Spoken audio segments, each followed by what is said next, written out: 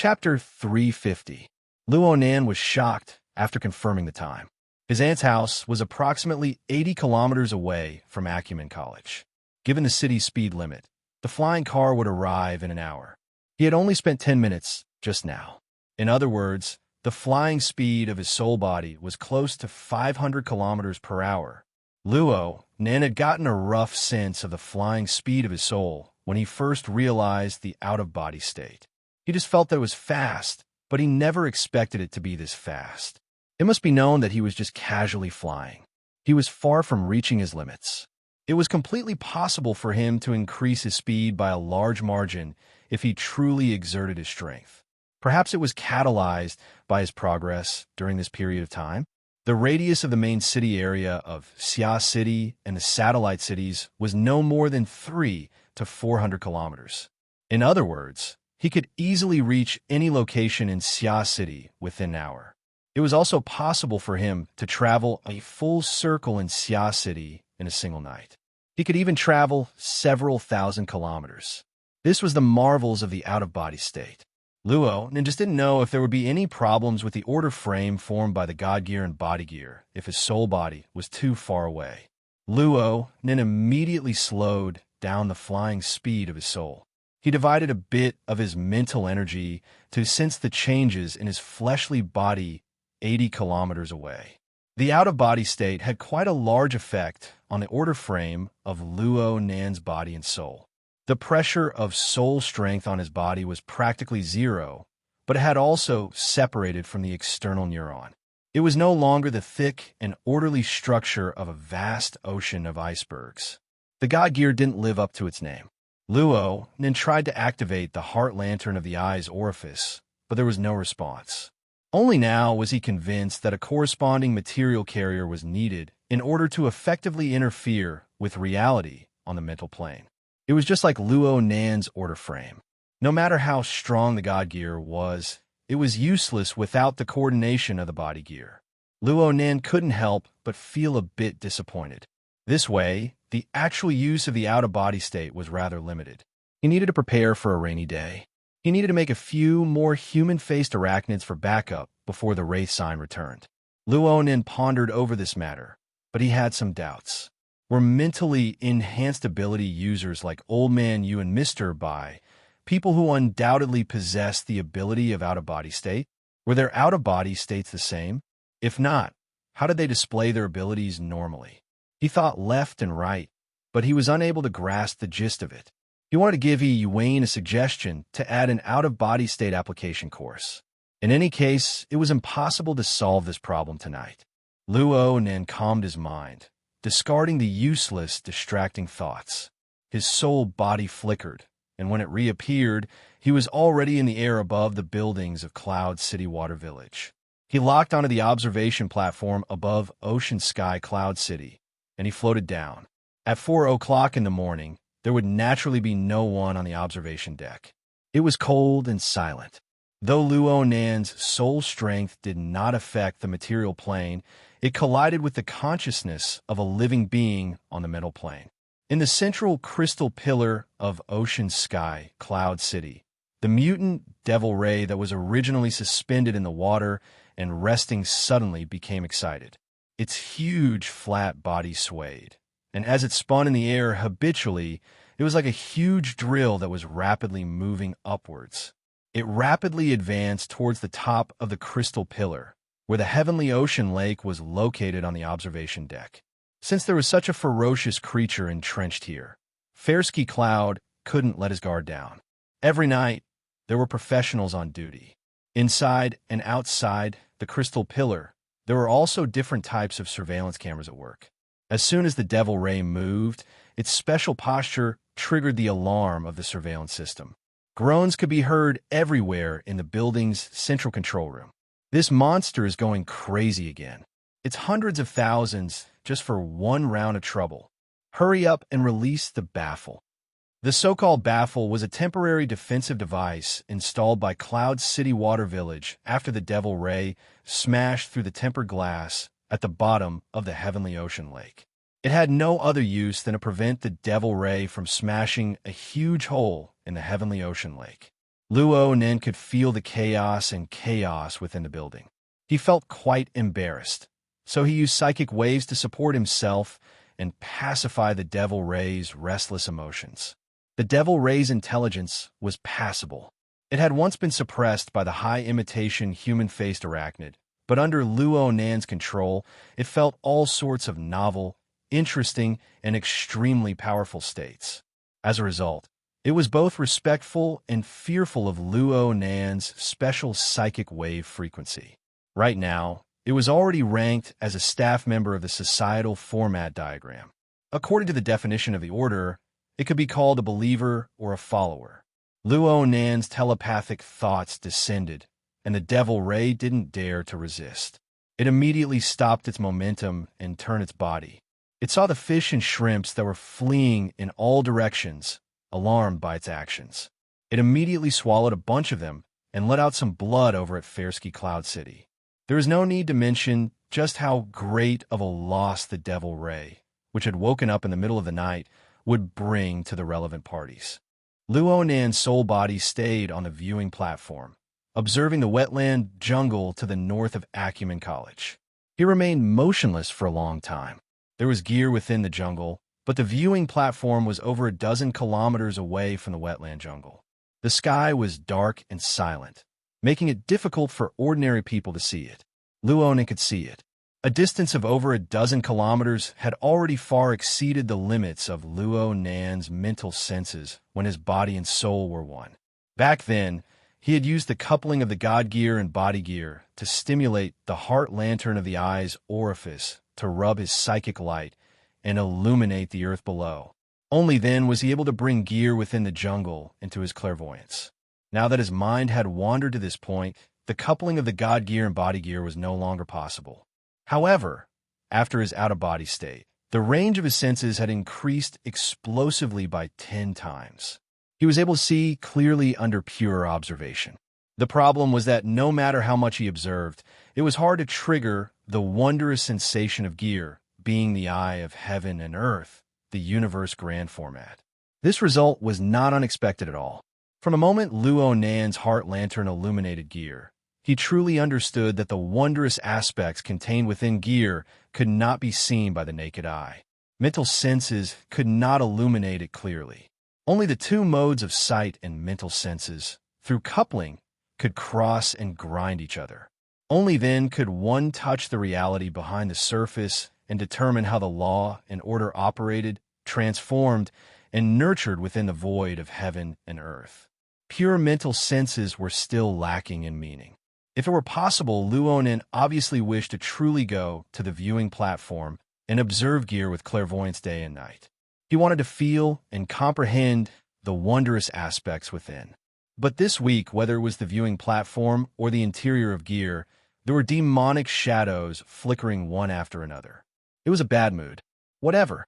Let's just get closer and observe. Luo Nan's out-of-body state of mind had absolutely not chosen this place on a whim. He had a clear goal and plan. His soul body flew away from Ocean Sky, Cloud City, and with another thought, he shifted to the wetland jungle. Gear was right in front of him. Right now, the lights within the building were completely extinguished. The pitch-black cave was completely devoid of people. Entering this place at this time, and in this sort of situation, required a bit of courage. Well, if someone really did come, Luo Nan did not mind testing the quality of this fellow. Unfortunately, there was no one. Luo Nan's soul body passed through the wall and entered the interior of gear. His mental senses naturally covered every space and every nook and cranny of the 12 floors, leaving nothing out. He could do all of this when his soul and body were one. He could do it even better because he had the heart lantern of the eye's orifice, which was more suited to the environment of gear. But it was still the same old saying, there were people in front of him, and there were eyes behind his head. He could not act willfully. Only when his internal refinement was successful and he reckoned that he could resist the pressure of the explosive increase in his soul strength could this matter be accomplished. Chapter 351. The wetland jungle during the early hours of the morning was perhaps the quietest time of the day. The activity of the birds and beasts in the forest had already dropped to the lowest level. Most of the sounds transmitted to the interior of the building had been isolated. In such an environment, even the slightest abnormality would be magnified, giving people an unusual feeling. Luo Nan's soul body remained motionless as he carefully experienced it. A dozen or so seconds later, he was convinced that the chill was not an illusion.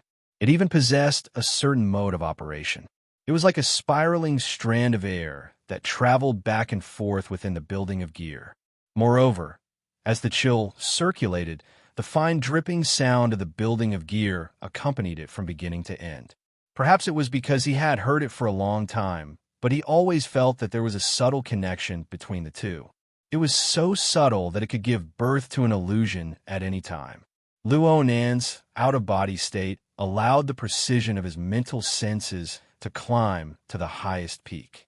Otherwise, let alone this connection, he might not even be able to detect the hidden chill. That's right. Luo Nan liked this sort of discovery. This detail was quite in line with his research and judgment of the mysteries of gear. It was a good start for his exploration of the spirit wander. He nearly stayed here to do further research, but his brain heated up for a few seconds. In the end, he remembered the main objective of today's operation. He could only suppress his impulse and make his incorporeal soul body penetrate through the ground. He advanced toward the central control room on the 4th underground floor. The feeling of using a soul body to penetrate through walls and into the ground was very marvelous. His soul body relied on mental senses. Ordinary matter would not cause any interference, but Luo Nan was used to the senses of a human body. He could not help but have some knowledge obstructions in his mind. In his eyes, the earth and steel structure formed layer after layer of shadows. They were like thick clouds that assaulted his face. At first glance, they looked majestic, but when he collided with them, they vanished like smoke. It was to the point where he nearly lost his sense of direction. He was unable to distinguish whether he was in the sky or in the ground. This sort of feeling triggered a memory from the bottom of his heart.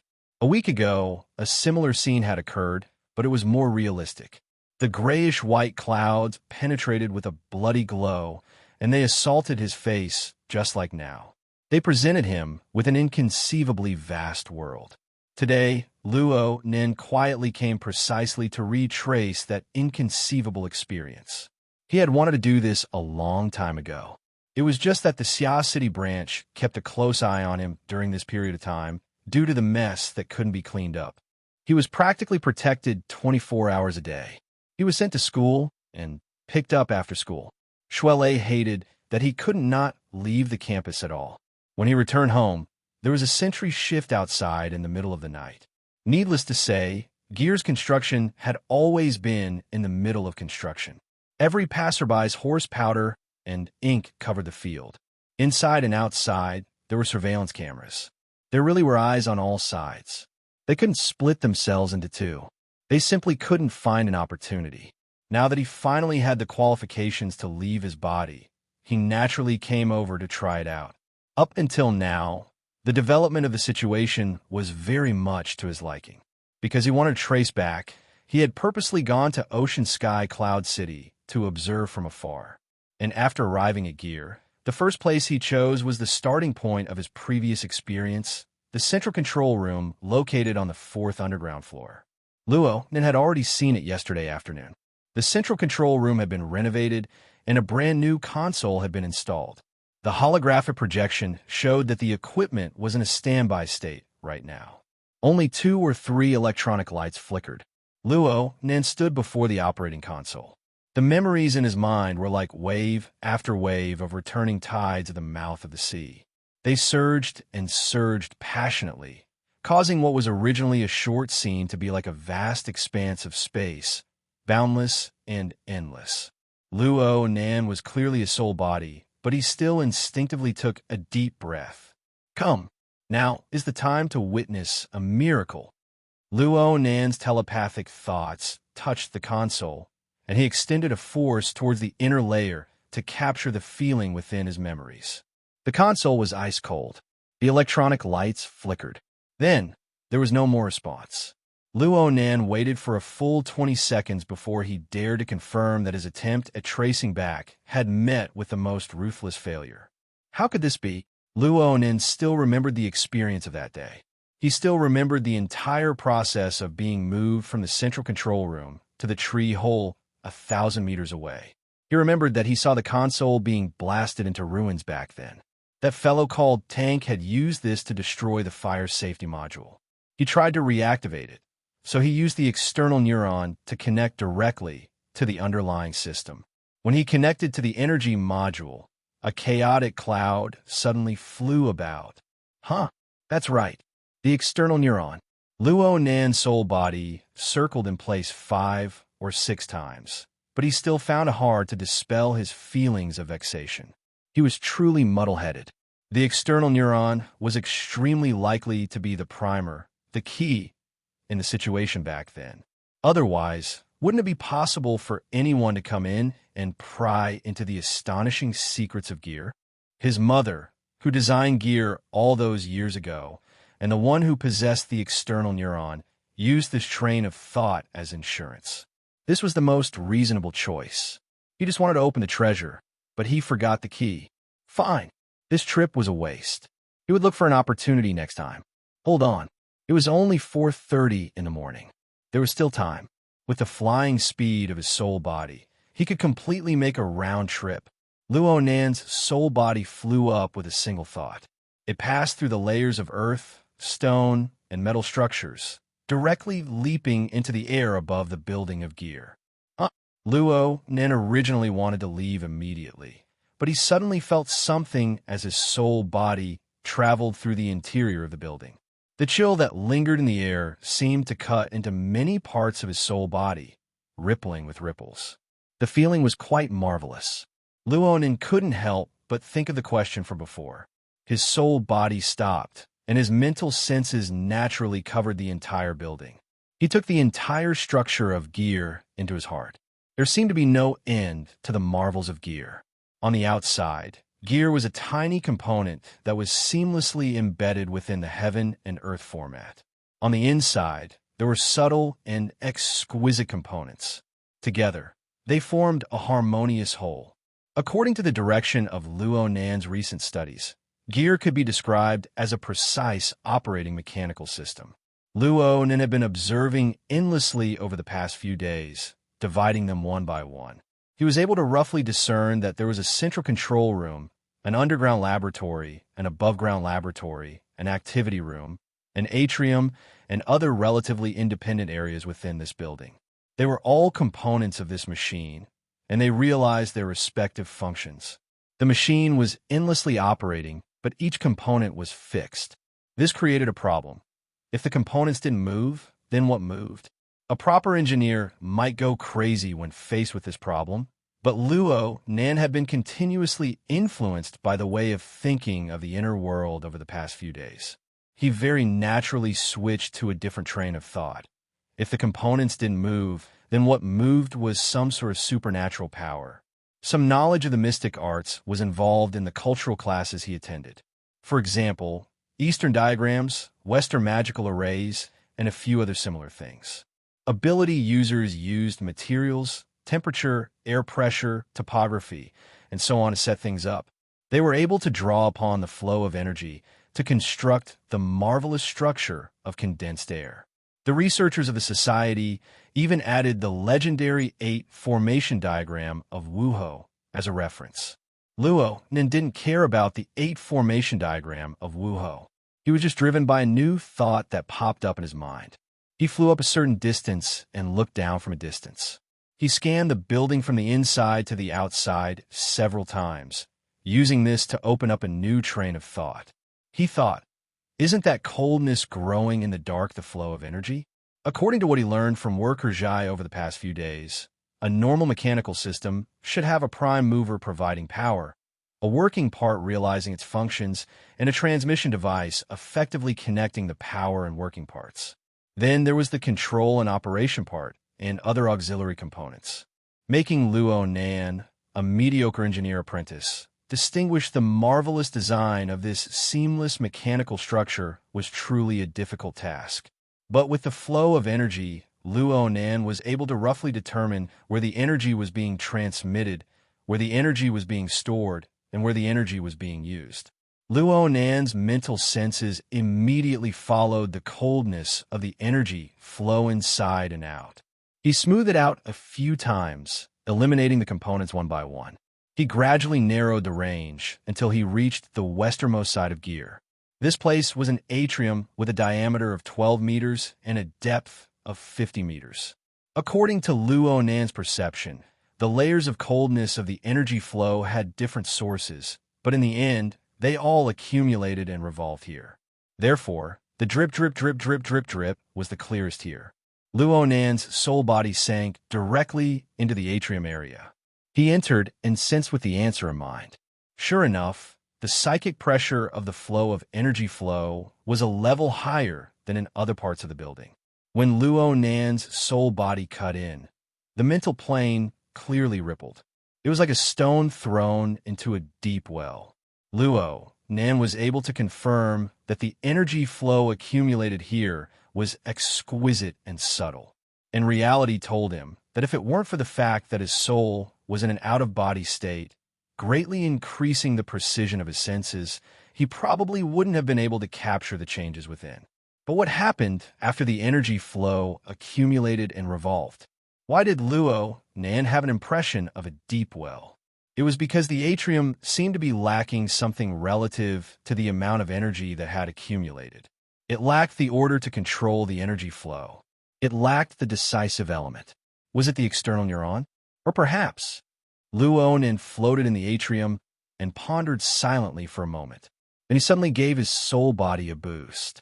With his current abilities, doing the relevant boost was as easy as drinking cold water.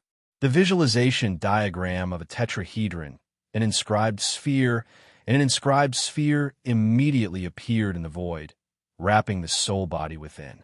When this diagram manifested in the atrium, Luonan discovered that the surrounding slightly cold energy flow was stirred. The flow of energy increased in speed.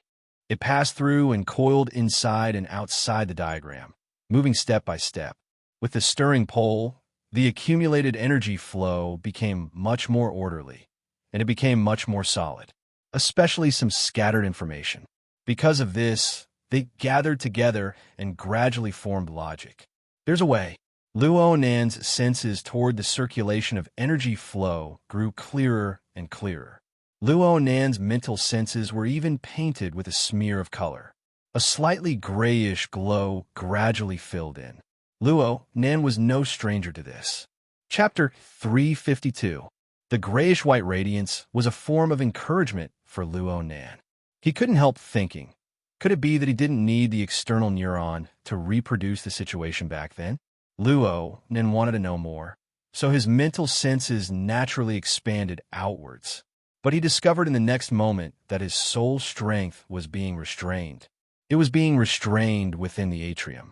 It was unable to break through the outer wall no matter what. It just spun within the atrium, its speed rapidly rising. Soul strength didn't have kinetic energy.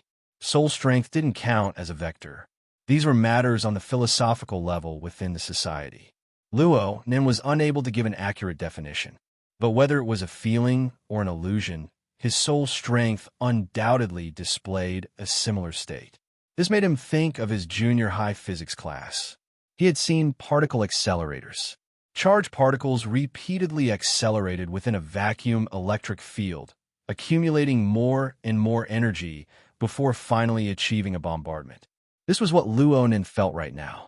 His soul strength was restrained in this manner. It spun, forming and enduring enormous waves of psychic pressure, each higher than the last. It was to the extent that he gradually lost precise perception of the material world. Instead, the structure of the mental plane was forced to emerge. 1,000 layers of curtains flew in the air. They warped with the rising psychic pressure. Those far away were pulled closer, and those near were thrown away. It looked like a chaotic mess. But for some unknown reason, after a few changes, the thousands of curtains actually interweaved into a relatively stable structure. No matter how much the mental plane warped, the main body rarely changed. even though it was still complex to the point of making one go crazy. This scene seems familiar. Stop. Luo then decisively gave up on analyzing. The deeper he went into understanding the mental plane, the more he realized the profoundness and difficulty within. There were practically no limits to it. It really could drain a person's energy dry. Right now, he really didn't have the spare mental energy to consider other directions. Luo Nan's soul strength had already been catalyzed to a certain limit after the continuous rotation of acceleration. Soon, his perception on the mental plane began to collapse. Then even his perception of rotation and pressurization were lost. The corresponding thoughts were obliterated. It was like a skyscraper with its structural framework erased. It instantly collapsed and fell apart.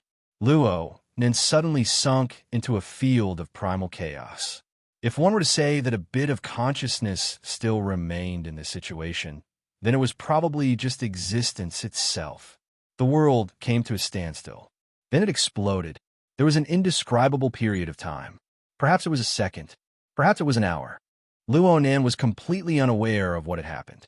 By the time he regained his basic senses, he sensed that the feeble sense of existence that was left in him was expanding rapidly in the form of greed. All the senses and thinking abilities that he had lost earlier were being retrieved and digested again. As for the spiritual pressure that kept rising, it disappeared without a trace. His soul body also became light and clean, transparent from inside out. Everything was going back to normal, everything was getting better, but everything was different again. In fact, a brand new world had already appeared before Luo Nan's eyes. The grayish-white light appeared once again, and as a common base color, it outlined a blurry and boundless silhouette. When he looked closer, he saw layers of clouds, smoke, and ice crystals. Between the cracks of the clouds, there was a blood-red color flowing. It seemed that a raging fire was burning in the lower regions. Luo Nan stared at all of this. He spent some time to confirm that it wasn't an illusion. It wasn't a memory. It was a scene that happened in the present and was absorbed by his mental senses. This wasn't the first time he had seen a similar scene. Although the process last week was different, he still immersed himself in the scene. He went deep within and underwent a short yet inconceivable journey through the clouds. Success. This was the place. Luo then wanted to raise his arms and shout, but unfortunately, this wasn't something that his soul body could do. He could only settle for the next best thing. He fiercely pounced forward to welcome the astral wind that was wrapped in ice particles in his memories. Wait a minute. Where was the wind? Luo then finally discovered an anomaly. He tried to control his soul body to penetrate deep into the endless layers of clouds in front of him. But no matter how much strength he exerted, he was unable to get even an inch closer. It was as if there was an incorporeal glass in front of him that split the two sides apart. Then another problem popped up. Luo then discovered that he was unable to enjoy the panoramic view of his soul body. Instead, he was restricted. It was similar to a bird's eye view. Combined with the feeling of the incorporeal glass, it was like sitting on an airplane. He was separated from the thick glass of the porthole to survey the boundless sea of clouds. If Luo Nan hadn't experienced this for the first time, he would probably praise the marvelous scene before his eyes. But there were no ifs in this world. There was only reality. This situation where he was stuck between a rock and a hard place was absolutely not what Luo Nan wanted. Moreover, this extended to a problem. He wasn't in the atrium of Gears building right now. He hadn't moved into the cloud world. Then where was he? Luo Nan felt an irresistible repulsive force as soon as this thought arose. This force wasn't polite at all. It slammed him down from his position that was infinitely close to the cloud world. Then the world spun around him, and he could not help but shout. By the time he came back to his senses, the world had returned to its most ordinary appearance. He returned to the atrium of Gears building. It's really Motherf asterisk Kerr. Luo then forcibly erased the dirty words and thoughts in between. He had nothing to say when faced with his mother's masterpiece. He could only sulk with himself. He returned to the normal world, and his panoramic senses returned as well. They covered the interior and exterior of Gear, and the relevant structure of the atrium, the gathering energy, and all of it were incorporated into his clairvoyance. Did he become obedient now? Luonin gritted his teeth in hatred. He was driven by his emotions, and the range of his mental senses simply exploded once more. He had broken free from the restraints of the atrium, and he was no longer isolated by the barrier. A retaliatory rebound was a matter of course. The feelers of his mental senses extended 15 kilometers in the blink of an eye, and they extended to a 20-kilometer radius. They easily covered Acumen College, and they even included the building complex of Cloud City Water Village. They even included most of the large living district. When Luo Nan woke up from his own emotions, he was immediately stupefied. This wasn't his directional clairvoyance from ocean sky, Cloud City. This was an omnidirectional radiation. A 20-kilometer radius was an area of over 1,000 square kilometers. The entire Pingjiang district wasn't this big. There was also the enormous space between heaven and earth. Even if it was a simplified version of the life sketches that only involved information related to living beings, the terrifying amount of information was still an astronomical figure. There was an instant when Luonin thought that he was about to explode. He used all of his strength to restrain his out-of-control mental senses to reduce the impact. But soon, the latest feedback arrived. It seemed to be very illusory. Chapter 353. His mental senses covered an area of over 1,000 square kilometers. At the same time, he drew the life sketches of hundreds of thousands of living beings. He projected 1 trillion stars. The range and level of his senses were outstanding. He could not determine the limits of his soul body's endurance. However, the first impression Luo Nan got was far from perfect. He could not help but think. Could it be that formatting theory was stimulated by studying here with his mother? Could it be that formatting theory had an explosion of uncontrollable growth? Luo Nin knew that there were risks in the out-of-body state, but this extent of expansion and this explosive rhythm far exceeded his expectations. Even if he had the external neuron to prop up the God gear, even if his liver energy was leaking and the body gear was constantly rotating, his fleshly body might not be able to support it. He did not dare to stay in the atrium for long. He immediately soared up. However, he felt a subtle feeling when he intersected with the residual energy that had yet to dissipate. A thought suddenly popped up in his mind. It seemed that the changes in his soul body were quite large this time. The details of his mental senses were abnormal. They far exceeded any of his previous experiences. Perhaps it was not just an increase in quantity. It involved other aspects. Unfortunately, the details were too many and too trivial. The feeling was fuzzy, and he was unable to make a judgment in a short amount of time. Luo Nin could not figure it out, so he did not force it. The appearance of a problem often led to other problems. Right now, he needed to return home as soon as possible. Putting aside the external neuron, he needed to confirm whether or not the structure of his body and soul had collapsed into imbalance once more. Luo Nan's thoughts spun in the gears, and he set foot on his return journey. He flew under the gloomy dawn sky, and his mental senses had long since covered the path back. Within his all-pervasive penetrative senses, skyscrapers were like gathering smoke. They were nearly nothingness. Luo Nin charged forward in a straight line. His flying soul was like a phantom, almost like a ghost. The more he did this, the more he felt that something was wrong. His soul strength had certainly grown, but after a period of buffering, Luo Nin felt that the amount of growth was not as terrifying as it had been before. At most, the wraith sign had hunted once and fed him back. After he achieved the body gear, there was room for this level of growth.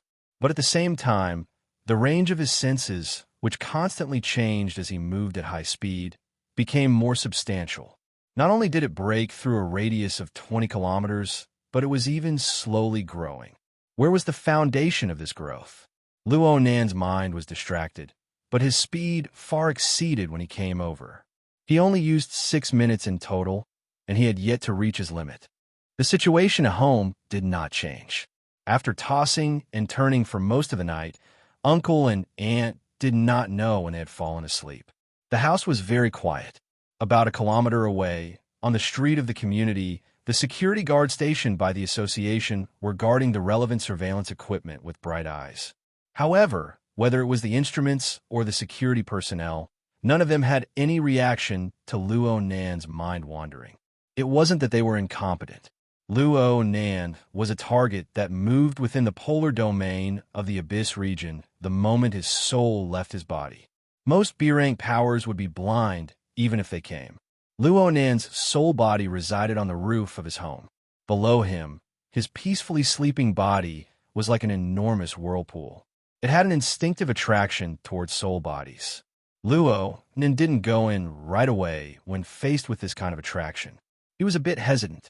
If he wanted to test the growth of his soul strength, the endurance of his physical body would be a good touchstone. However, there's also a risk.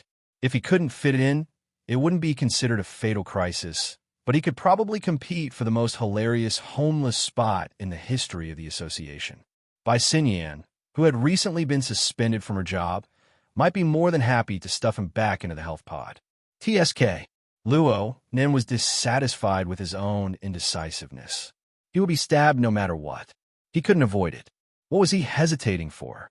With a single thought, Luo Nan's soul body sank. His body froze, transforming into endless waves of soul strength. It rushed into the whirlpool formed by his body. It accurately locked onto the external neuron and poured into it in an orderly manner. When the external neuron was filled to the brim, it naturally overflowed, forming the image of an iceberg vast ocean. But with the external neuron as a frame, it wouldn't flood in disorder. And so, the God Gear was formed. The pressure his body endured started from zero and continued to rise. On the bed, Luo Nan's eyelids moved slightly. He maintained a seemingly open state as he experienced the changes in the order frame. The pressure continued to rise like the scouring of a great tide. His God Gear and body gear were like water wheels. They rumbled and spun in the stream of water. Not only did they dissolve the frontal assault, they borrowed the force to transform and nourish the blessed land. It seemed like there was no problem. Luo Nan had been cultivating in the eye's orifice all this time, but the upper limit of what a mere orifice could bear was far from being able to fully utilize the power of the God Gear. He could only protect his lower limit, which was to ensure that the God Gear and body gear could mesh with each other and rotate in harmony. He had a lot to fear, but today his liver energy was unblocked, and his orifice was clear to his internal organs. His lower limit had unconsciously increased by an enormous amount. The God Gear and body gear meshed and rotated, speeding up the circulation of his blood and energy. His consumption increased dramatically, but under the replenishment of his liver blood, it was like a charge. It nourished and grew, lasting for a long time. And once the body gear absorbed too much energy, the internal fire would grow strong, and the liver energy would naturally disperse to the fascia, the fingers, and the eye's orifice. It would accelerate their growth, recuperation, and tempering. Like this, the strength of his body seemed to increase. From this, it seemed that not only was there no problem, but his cultivation speed seemed to have increased. This was absolutely good news. Of course, the increase in his soul strength was still within a controllable range. This was even better news. Luo Nan finally confirmed that the uncontrollable growth of his soul body was just an illusion. But the explosive increase in the range of his mental senses was a fact. Why? He simply flipped over and sat up. He picked up the notebook on the bedside table, flipped to a blank page, and started writing and drawing. According to normal logic, doing the same work would achieve results several times greater than before. The entire process of doing work would naturally be more efficient, and the method of use would be improved. But the current situation was that every link of operation was exactly the same. What should be done was done. The only thing that changed was the soul body itself. But the factor of increment had already been eliminated. What remained was structure, essence, he. What was the soul body? What form did the soul body exist in? Such questions far exceeded the scope of Luo Nan's research. Luo Nan had developed dozens of years of inner world research, including thousands of years of history of civilization related to religion, philosophy, and mystic arts. Yet he was unable to come up with a comprehensive explanation that was sufficient to convince everyone. Luo Nin could not solve it. He could only set it aside and draw closer to reality. He needed to seize the moment and make another trip to Gear to verify the use of the external neuron. The external neuron. How do I bring it? Chapter 354. Reality proved Luo Nan's worries. When he used his habitual out-of-body method to pull out his soul body, the external neuron did not react at all. It continued to coil within his brain like a long snake of electricity. It had a calm feeling of who cares where you go? I'm right here. But saying that the external neuron was completely uncontrollable would be an unfair accusation. When Luo Nan used the traditional method, a mere thought caused the external neuron to obediently change locations within his brain. The coiling electricity flickered and flickered, echoing from afar. See, I knew it wouldn't be easy. Luo Nan made a few strokes on his notebook. The problem still existed, but the concept in his mind grew clearer and clearer. The out-of-body state and the driving of thoughts seemed to be matters on the mental plane, but they weren't. According to the theories he had recently learned, the former was not necessary. The latter was actually a type of guiding energy with thoughts. He described the relationship between several elements in this way. The energy contained in the human body's functions was called vital energy. It flowed through the entire body like water. The external neuron was like a parasitic fish in the water. Luo Nan's thoughts were like a small pebble. His thoughts did not have the power to directly drive the external neuron, but they struck the water and created waves. They were enough to startle the fish, causing the external neuron to make changes. As for why the external neuron was able to accurately judge his thoughts, was it an intelligent judgment, or was it a more subtle mechanism? Luo Nan was leaning towards the latter. From the looks of it, an interference force must exist on the mental plane and the material plane in order to drive the external neuron. Then I have no choice. Should I reverse the flow of my true energy? Luo Nan laughed to himself. The most effective method for him to realize interference force was the heart lantern of the eye's orifice, formed from the coupling of the God gear and body gear. Due to the overwhelming superiority of the God gear over the body gear, and due to the guidance of practical problems, Luo Nan had always exerted force from the mental plane to the material plane. Now, he had to make a great reversal. The order frame of his God gear and body gear coupling allowed him to adjust the direction of application. In theory, there were no obstacles at all. However, the initial operation had to be carried out within his own brain. For the sake of caution, he had a very strict control over the strength of his interference. The light of the heart lantern of the eye's orifice flickered. It no longer shone upon the outside world, nor did it penetrate his internal organs. Instead, it shone with the electric snake of the external neuron within his brain, gradually pouring warmth into it. The external neuron vibrated vigorously, crackling with electricity. It seemed a bit uncomfortable. Sometimes it coiled, and sometimes it stretched out. It was like a transformation of a heavenly dragon. It was marvelous beyond compare. If one did not consider the consequences, it would be like playing with a novel toy. It was very interesting. Luo Nan noticed that the shape of the neuron in the outside world was changing all the time, but its essential state did not change. It was still the core framework of the divine wheel. The structure of the iceberg ocean was powerful and heavy, yet stable and thick. Luo Nan had a question. Was the core of the God gear? Luo Nan didn't have a clear answer, but he had an indescribable comprehension. At least at this moment, the difference between the material and the mental wasn't that clear. He carefully experienced this feeling, strengthening the interference between the mental and material planes. The flame of the heart lantern in the eye's orifice soared, gradually turning into a furnace to burn and refine the real gold that was the external neuron. Ina, fire. He did not know gear. Luo Nan had a similar feeling when he followed Jim Master Shio's teachings to refine his life essence. Only by truly doing it could he receive certain information and brand certain imprints. Perhaps this principle could also be applied to the external neuron. In any case, Luo Nan was immersed in the process of smelting true gold.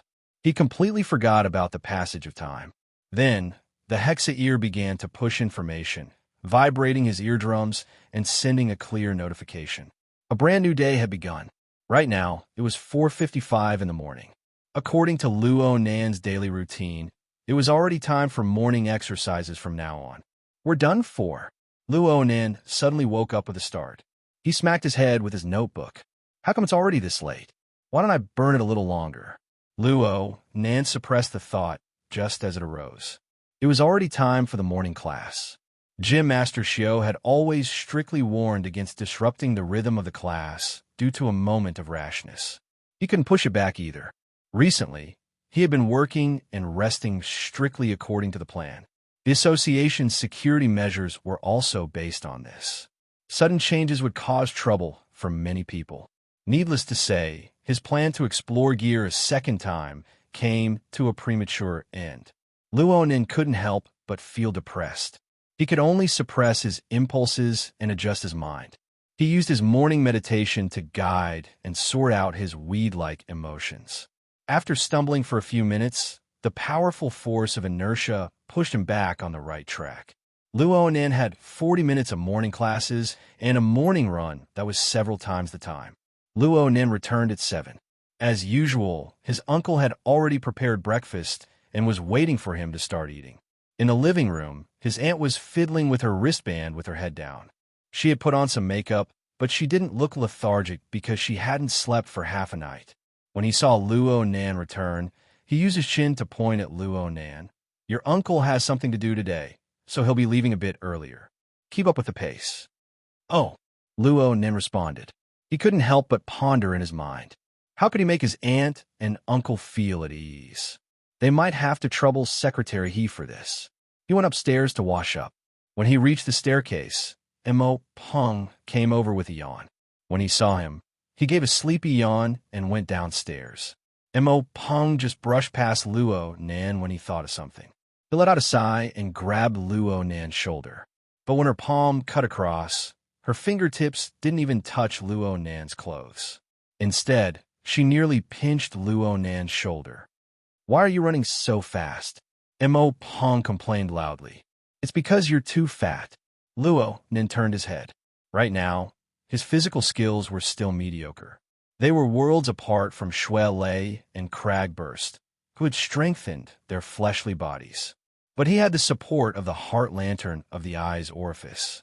A little fatty like Mo Peng, who lacked training, really shouldn't even think about getting close to Luo Nan. Mo Peng used his thick finger to poke Luo Nan. Fine. You like the new and get tired of the old. You live off me while helping outsiders. You're just like this. It's a shame that I thought of you when I had good things to do. Luo Nan rolled his eyes at him and walked into the house. You're going too far. You hook up with that Leister every day. Why don't you think about how long it's been since we brothers got together? Luo Nan had already entered the bedroom. He spoke casually. I'm at Acumen College. You're at 6 High. If you want to hook up with me, then skip class and come over. Mo Peng gave a thumbs up. Brother, you're a god in calculations. Luo Nan finally looked him straight in the eye. You? Skip class? Quiet. Quiet. Mo Peng jumped in fright. It must be known that his great mother was in the living room. He pushed Luo Nan inside. He originally wanted to talk about business, but when he saw the clean appearance of Luo Nan's bedroom, he could not help but ridicule. Perfectionist obsessive-compulsive disorder. Pure. Luo Nan was ready to kick this guy out. Mo Peng shrunk back. Let's talk business. Let's talk business. Have you received the compensation from Frost River Reality yet? Huh. It was last time in the city center. That mess happened. After that, they gave every customer who was present a member promotion compensation. Those who aren't members have membership. Those who were originally members have all been promoted by 1 level. In addition, they also gave luxurious gift bags and whatnot. Have you received it yet? From Luo Nan's perspective, Frost River Reality did not represent any beautiful memories. He entered the bathroom to adjust the water temperature. He casually responded, So what? So what? After a member gets promoted, Their expenses will drop by at least 20%, okay? And they also give out coupons. If you reach 1,000, you get 800. Adding them together, it's almost free. It's most suitable for group activities. Luo Nan sneered. Go if you have the guts. If you go to the police station again, just don't look for me. The one in the city center. I'm definitely not in the mood. But near your school is the Cloud City Water Village. Didn't they open a branch recently? They claim to have the best equipment in the city. Brother, here's your chance to show off. Hey, what are you doing?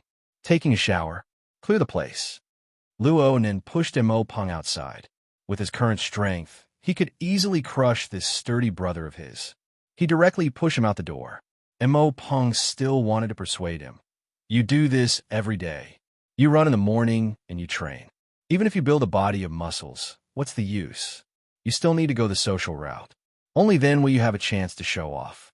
Don't you understand? This is a get-together. I guarantee that I'll bring high-quality beauties from 6th High. You can't lose face to the Mo family and the Luo family. At the very least, you have to be equal. Let's talk about it when you can actually hook up. I'm in a hurry. Listen to me, brother. You don't have any friends.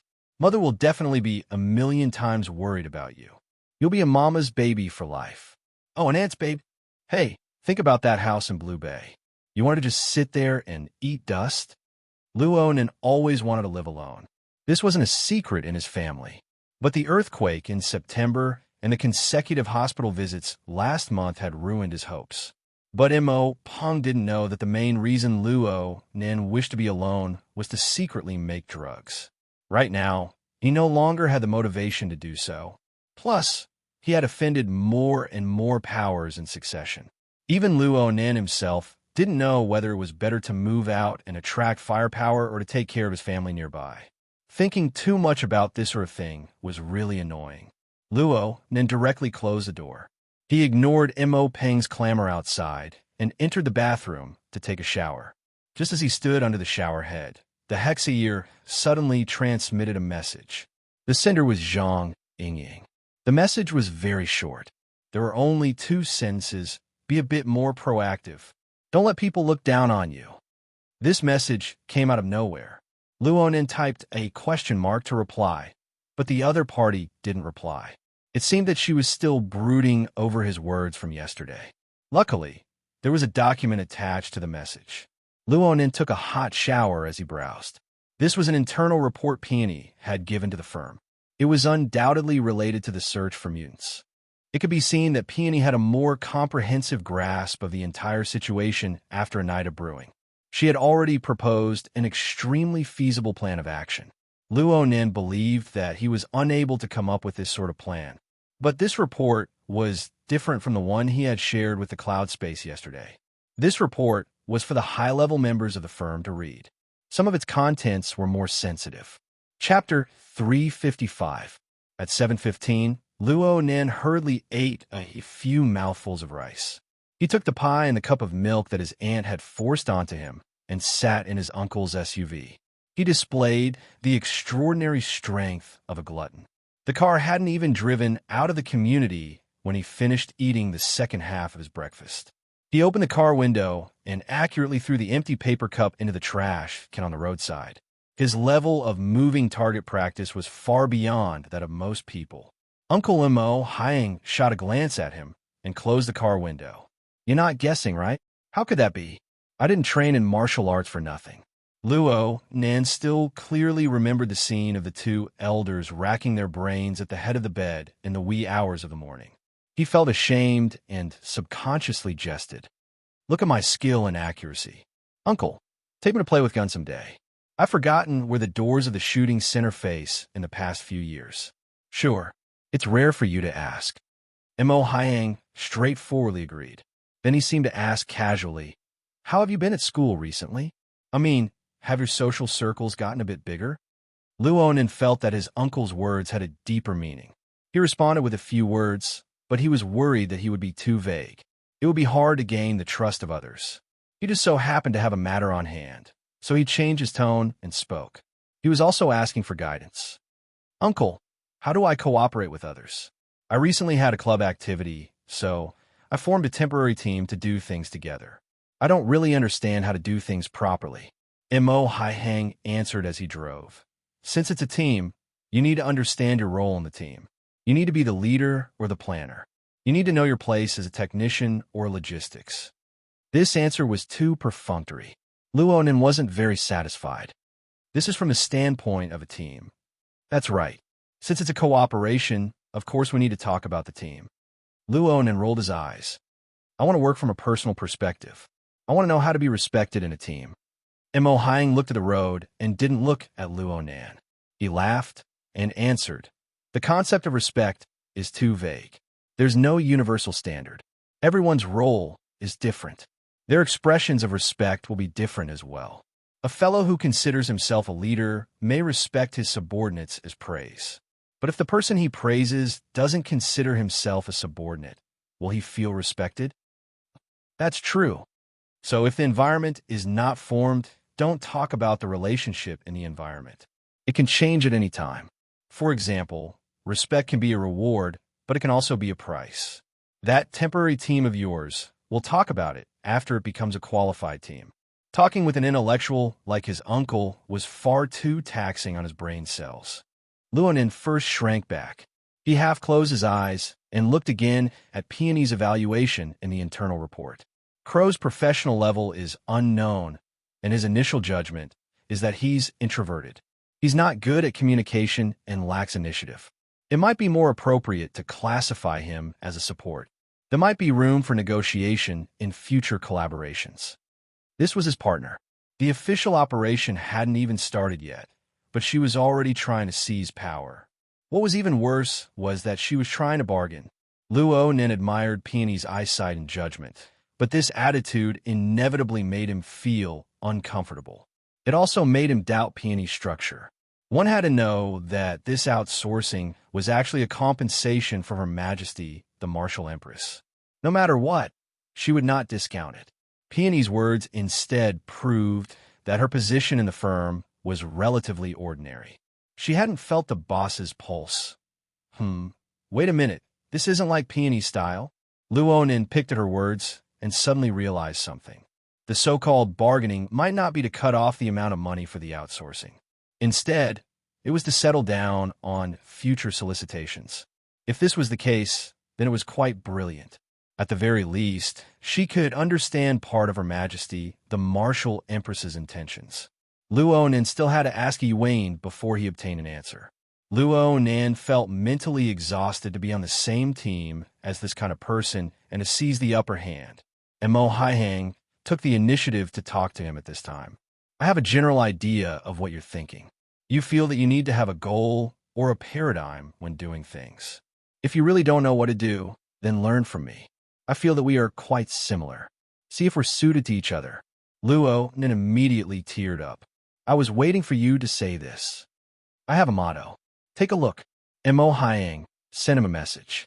It was very short, only 8 words. Those who set up don't set up. Those who cross over don't do. Luonin was stunned. He had read the classics as a child, and he had recently followed Gym Master Shio to learn classical martial arts. He had crammed in some relevant knowledge, and he recognized these words from the sacred text of Taoism. These 2 lines said that if one stands on tiptoe for the sake of looking into the distance, one will not be able to stand steadily. If one takes large strides for the sake of speed, one will not be able to walk very far. After these 2 lines, there was another line. Those who see themselves do not understand.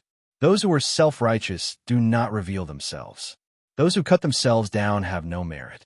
Those who are self-conceited do not grow, and so on and so forth. The general meaning was that one cannot rely on frivolous and impetuous behavior. The deeper meaning was that one must retreat in order to advance. Well, this was indeed a style of doing things. It was quite compatible with his uncle's usual low-key words and actions. But the current situation was not like this. And Mo Haihang did not know that Luonin was entangled in his heart. He asked, "Do you understand?" "I understand." "Yes." "Uncle, is there anything else?" "There is. For example, good deeds leave no trace. Good words leave no flaw." "I know.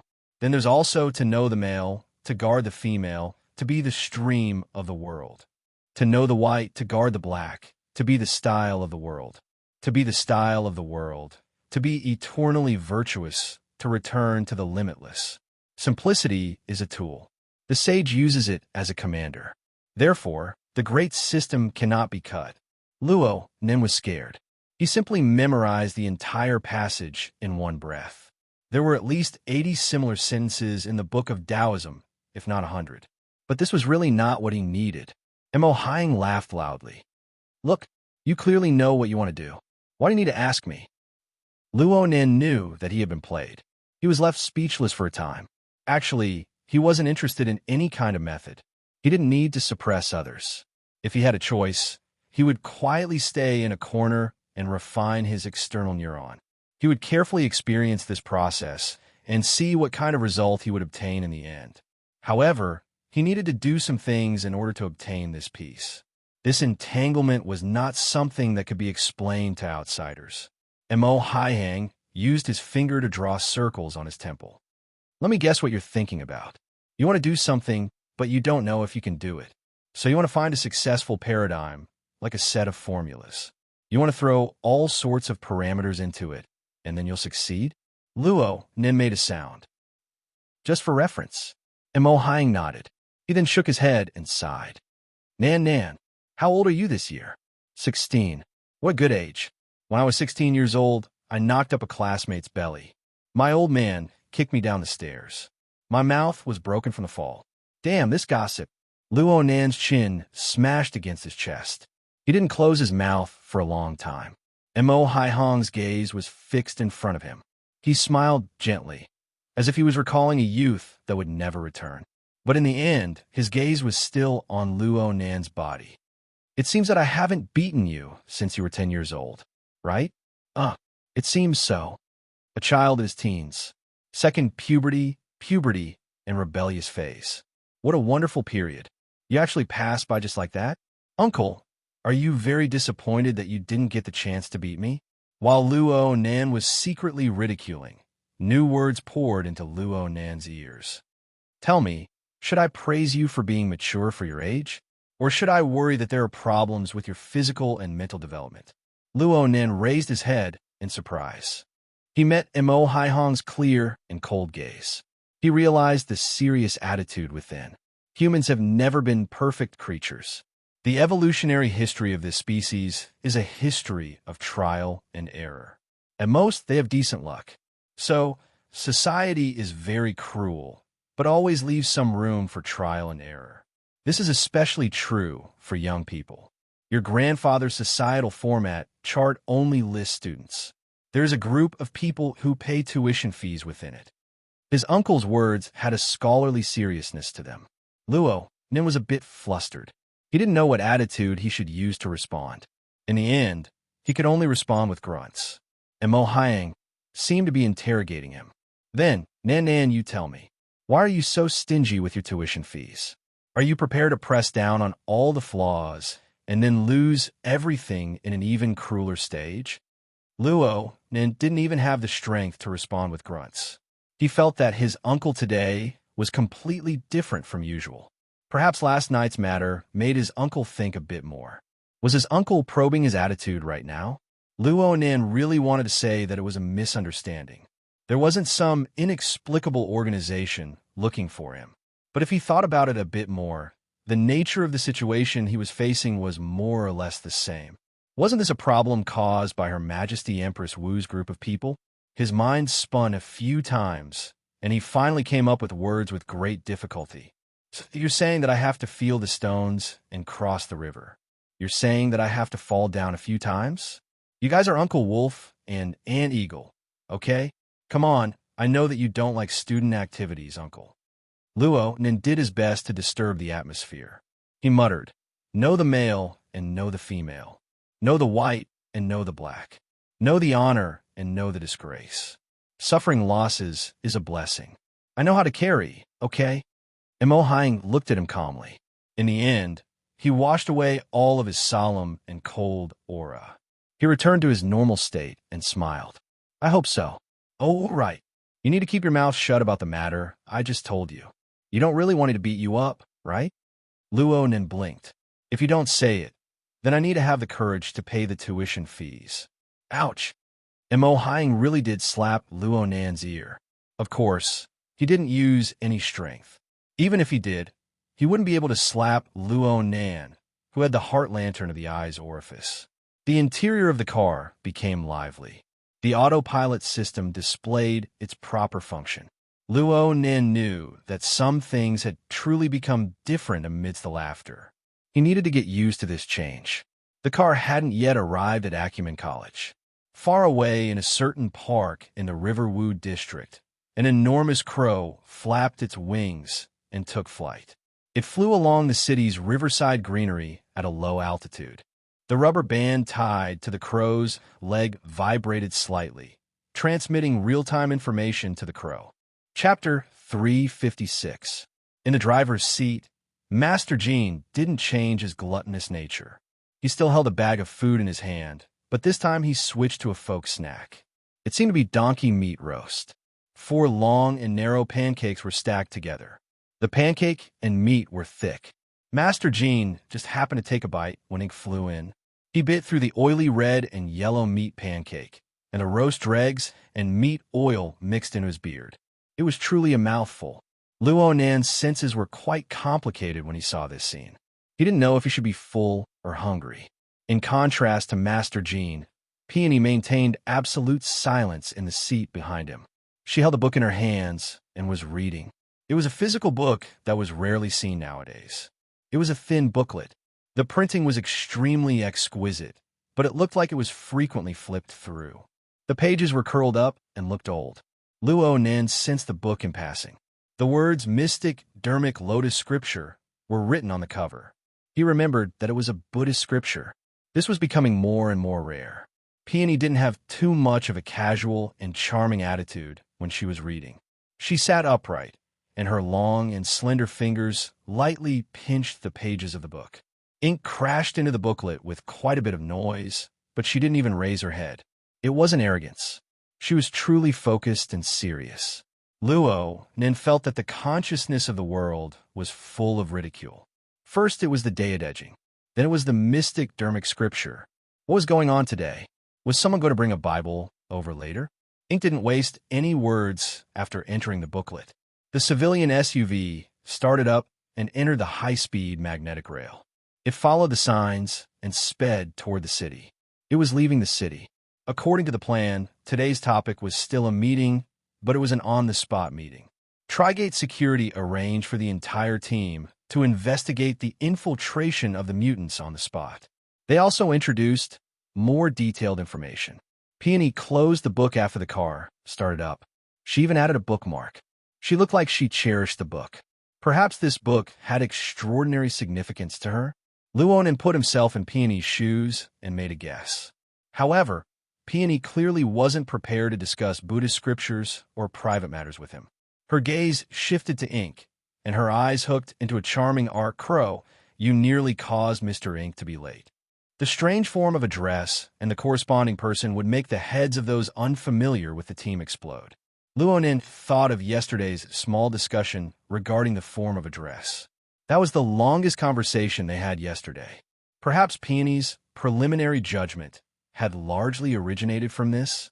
Luonin wasn't good at this sort of analysis, so he simply didn't care. He maintained his silence. Peony really did display quite the initiative. For the sake of increasing efficiency, we can change the team's mode of operation. For example, Mr. Ink can always be with me to avoid all kinds of unexpected and awkward situations. She didn't say what the awkward situations were, but Luonin could roughly imagine it. Peony asked again, "Does Mr. Ink need to recharge?" Charge. Luonin was stunned for a moment before he understood. Peony was inquiring about the mode of operation between him and Ink. He did not answer the question directly, but pretended a little. "If you don't mind, let follow you for a few days. I'll be online anytime." Ink could also hear that the two were talking about it. Its pitch-black eyes looked at the slender figure in the back seat without blinking. "That's great." It seemed that Peony did not hear Luonan's tiny bit of malice. She just extended her hand and lightly patted Ink's grayish-white beak, teasing this giant among the crows. Then she said, "From the intelligence obtained yesterday, the target's main infiltration area is from the west of the River Wu district all the way to the outside of the main city district. The environment of the recycling stratum is even more complex. I plan to find a temporary residence in the River Wu district and conduct all-weather reconnaissance." Luo then immediately thought of his little nest in Blue Bay. Fine. Of course, he wouldn't contribute it. He didn't have Peony's outstanding ability to analyze intelligence. If he could keep his mouth shut, he would do his best to keep his mouth shut. He would only speak after he arrived at the site to investigate. The civilian SUV shuttled through the early morning traffic. It took roughly half an hour to pass through the River Wu district and the adjacent Forest Wall district. This was tantamount to driving out of the main city of Xia City, heading toward the Tri-Gate district further west. According to the normal route calculations, it would take an hour to penetrate the outskirts of the wilderness along the highway of the satellite city. It would be a cinch to reach the Tri-Gate district several dozen kilometers away. However, the actual situation was much more complex. It was impossible for the mutants that had infiltrated Xia City to advance along the highway. On the contrary, according to their instincts to seek good fortune and avoid calamity, it was more reasonable to detour around the heavily guarded main road of traffic. Not long after leaving the main city district, the civilian SUV left the main road. Its four wheels touched the ground, and it began its bumpy journey. Luo then had never seen such a bad road in his life. It was as if they had just passed through an air raid. There were craters everywhere.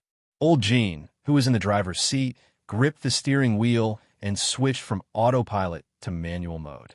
Then he yawned, making it hard for the passengers to not feel complicated. Old Jean spoke a few words in the beginning, but most of the time he kept his mouth shut. He just filled his stomach in different ways. He was neither hot nor cold. He had the habit of clocking out and getting off work. Old Jean said that he was just a driver. Luonan didn't have any other requirements for a driver. He was just curious as to what the government of Xia City did for a living. This was a proper living area. He had been to the recycling stratum before, and the road conditions were much better than here. The two sides of the road had quite the style of the recycling stratum. There were low buildings scattered here and there. Many of them were temporary buildings, but they looked quite new. He could vaguely see children shuttling back and forth on the side of the road, laughing and playing. Luonan recalled the relevant information and confirmed that he was at the edge of the Tri-Gate district. The Tri-Gate district used to be the garrison of Xia City, and it had just been moved not long ago. The military was stationed all year round, making this place very different from the modern city. Traces of relocation could be seen everywhere. Someone contacted her through her wristband. "Hello, Miss Peony. I am Axel Thursday of Tri-Gate Security. Please report your position." This fellow, called Axel Thursday, was an intelligence officer in the Tri-Gate Security Operation Team. He was also responsible for liaison work. He was responsible for explaining the information during yesterday's meeting. He was quite an astute person. Peony simply shared her position, and Axel Thursday quickly responded, "I see you guys." A large container transport vehicle parked on the side of the road lit up its lights as soon as Axel Thursday finished speaking. The pitch-black body of the vehicle started up, indicating for Luonan and the others to follow. The civilian SUVs were quite suitable for the surrounding environment. As for the Tri-Gate Security military and police transport vehicle, it was indeed convenient to transport equipment and personnel, but it was quite eye-catching here. The vehicle stopped by the side of the road, attracting the gazes of many people. After it started up, there were even children driving skateboards, small cars, and the like. They tailed along the way. It was quite lively, but it was also quite comical. The group of people passed through the inhabited area under this strange atmosphere and drove to a relatively spacious area. Vehicles of all sizes stopped. There was a highland not too far to the right. A reservoir was built there, and the vegetation was dense. Though it was already late autumn, the deep green color was quite pleasing to the eye from a distance. The door of the container opened, and the personnel of Tri-Gate Security jumped out with a clamor. Most of them had equipment in their hands, and they assembled it as soon as they landed. The interior of the enormous container was completely a modern command center. All sorts of instruments and equipment were perfectly arranged, and there were at least 30 people working inside. Intelligence Officer Axel Thursday walked out from a stream of people and walked toward the civilian SUV. Peony got out of the car as well. She extended a hand and shook his hand. Mr. Axel Thursday, Director Wu didn't come today. Axel Thursday had originally wanted to report this matter, but Peony beat him to it. His imposing manner unconsciously weakened, and the report turned into an explanation. Director Wu is participating in a last-minute meeting. He can't come, so he entrusted me to apologize to Miss Peony and Mr. Long 7. Long 7 is already here? Mr. Long 7 came a bit early. He said he was going to take a look at the reservoir. Oh yeah. Peony gazed into the distance, a faint smile on her face. She was dressed more or less the same as yesterday. She was dressed in a slim-fitting hunting attire, which suited her tall and slender figure the best. But this time, she didn't tie her hair into a ponytail. Her long hair was tied into a bun, and she used a wide-brimmed hat to hold it in place. The brim of the hat blocked her overly charming eyes, but the shadow that fell accentuated the contours of her face all the more. She was explosively handsome. Ink, who had just flown out of the car, had undoubtedly become a tool that served as a foil. The reservoir is the main point of our investigation. Intelligence Officer Axel Thursday had attended a lot of classes yesterday, so he unconsciously wanted to explain. Trigate District was originally a river. The largest freshwater river around Xia City passes through here and flows into the sea. It's just that during World War III, the military carried out a destructive project to prevent mutants from breaking through the defenses of the river. This project caused the river to change and the water to dry up. Nowadays, it has already formed a low-lying area, but the underground water system is still extremely complex. We need to pay close attention to it. As he spoke, a 6- or 7-year-old brat suddenly moved in front of him. He opened his mouth and asked, "Are you guys here to attack the gangs?"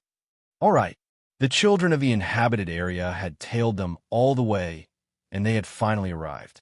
They might be young, but they could tell that this side was the most attractive. Plus, there was a huge crow. It was very eye-catching, so they naturally gathered over. Gangs? It seemed that Peony was more interested in this topic than the history of Trigate District. Unfortunately, the impetuous brat was dragged away by his companions in the blink of an eye. He was strictly ordered not to speak any more nonsense. After that, the group of brats were only interested in the beautiful woman, the large car, and the crow. Not only did they forcefully crowd around, but they also wanted to take advantage of the situation. They climbed up the car, wanting to touch ink on the roof of the car. They forced the crow to fly into the air. Only then did they avoid being crippled by the claws of the devil. Very few children in the city are this wild. Peony's words seemed to have a deeper meaning, and Axel Thursday understood tacitly. Yes, they should be residents who migrated from the recycling stratum. It said that a portion of naturalized vagrants have mixed in as well. Their social relationships are very complicated. It's also because the military didn't do a good job of handing over the defense. This area suddenly became a no-man's land, and many people want to take advantage of the situation. Chapter 357.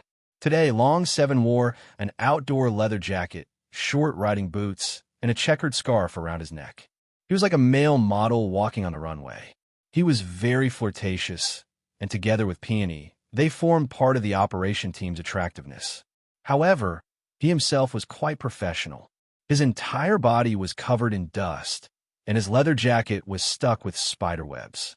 Clearly, he wasn't just going to the reservoir to take a look. Long 7 casually patted the dust off his jacket and asked, "Is the power of the gangs spreading faster than the government?" Axel Thursday didn't want to say anything, but Long 7 and Peony both stared at him. It looked like they were very interested in this topic, so he could only explain, "Do you see that road? It's the one that's been half repaired." When they left the city, people more or less noticed the old road that extended from the main city district. It was a two-way road with 12 lanes. It was very wide, but it was quite old. There were no high-speed magnetic tracks installed. The follow-up construction didn't keep up either. It still had a bit of shape when it extended from the city, but it was unknown where it started, but it was annihilated among the buildings. This road has a history of 30 years. It was originally designed as the main east-west road of Sia City, and it was connected to the war transport channel in the wilderness. But after superconducting technology became practical, the main road was laid out in the direction of the magnetic tracks, and this road became useless. Axel Thursday drew a dotted line on the digital map he had already projected, but its geographical location is still quite superior. Through this road, one can directly reach the recycling stratum of the Riverwood district. Naturally, matters related to the underworld will be quite active there. Luo Nan recalled when he heard Axel Thursday say this. He had fought on this road before. It was that time with Jack. The gang was just a small interlude. Today's main goal was to discuss the next step of the operation. Actually, Luo Nan believed that Trigate Security would immediately begin their formal reconnaissance and search when he saw their posture. But whether it was Trigate Security, Peony, or Long 7, they were more patient than he imagined. They continued to hold meetings. They held meetings in the old river, beside the reservoir, and in the inhabited area. One meeting followed another. Perhaps they never stopped. With great difficulty, the inhabited area came to an end. They followed the possible route of the target and gradually advanced toward the main city district. They could stop by the roadside at any time to conduct information collection and discussion. Perhaps from their perspective, this was a form of reconnaissance and search. Frankly speaking, Luo Nan was brimming with interest when he listened to the meeting yesterday afternoon. He was cautious and conscientious in the morning, but at noon, his patience began to plummet. At the end of the day, he was already used to using supernatural abilities to solve problems efficiently and directly. He kept a respectful distance from mathematical problems like models and probabilities. Yes, Wayne had mentioned this tendency in her lectures. It was called extraordinary logic. This tendency was very common in the inner world. He just didn't expect that a rookie like him who had just joined would unconsciously be assimilated. When he looked at Peony and Seven Dragons again, he couldn't help but admire them. Of these two, one was an elite of the hidden indigo firm, and the other was a burner. They both belonged to the circle of the inner world, and it was unknown how they managed to overcome it. Luo Nan finally retreated in defeat. His mind completely returned to the campus, just in time for dinner. He and Shuele didn't have the same classes in the morning, so they only met up after class and went to eat together. Acumen College's lunch break was extremely short. Only by eating a bit faster could they squeeze out some rest time. Luo Nan and Shuele both had afternoon classes, so they were even more nervous. The two ate with their heads down. They only had the time to chat when they got on the tram that passed through the campus. Since it was lunchtime, Luo Nan talked about the matter of his eye orifice connecting last night. Shuele naturally didn't hesitate to praise him. Nanster, you really are godly. You've already reached a higher level in the internal refinement technique. Shuele was a bit emotional. Back then, I was just trying to make a living horse out of a dead horse. I wanted you to learn breathing techniques to reduce the pain. Who would have thought that you would advance by leaps and bounds like this? The gym master also said that you're the most diligent of all the students he has taught for so many years. Luo Nan laughed. I'm still thinking about what to do next. The gym master mentioned it before. Since we're starting from the eye's orifice, there's no harm in walking this path to the end. The so-called 7 orifices and 6 roots. The gate of life and death. The mysterious and mysterious reflect each other's life. There are 9 orifices in the mysterious and 6 roots in the release. One focuses on life, and the other cultivates one's nature. Shuele said a few words that weren't very clear. Luo Nan had been diligently tutoring himself in this subject, so he understood the general meaning. Luo Nan wanted Luo Nan to put effort into cultivating his senses, moving from the eye's orifice to the ear's orifice, the tongue orifice, the mouth orifice, the nose orifice, and so on. He wanted to cultivate with the 9 orifices and 6 roots to drive his internal organs, to cultivate his body, and to polish his nature. The gym master did mention it, but he only mentioned a few simple words. The specific steps and train of thought still require the gym master to personally write them out. Do you want to go tonight? Of course I want to go.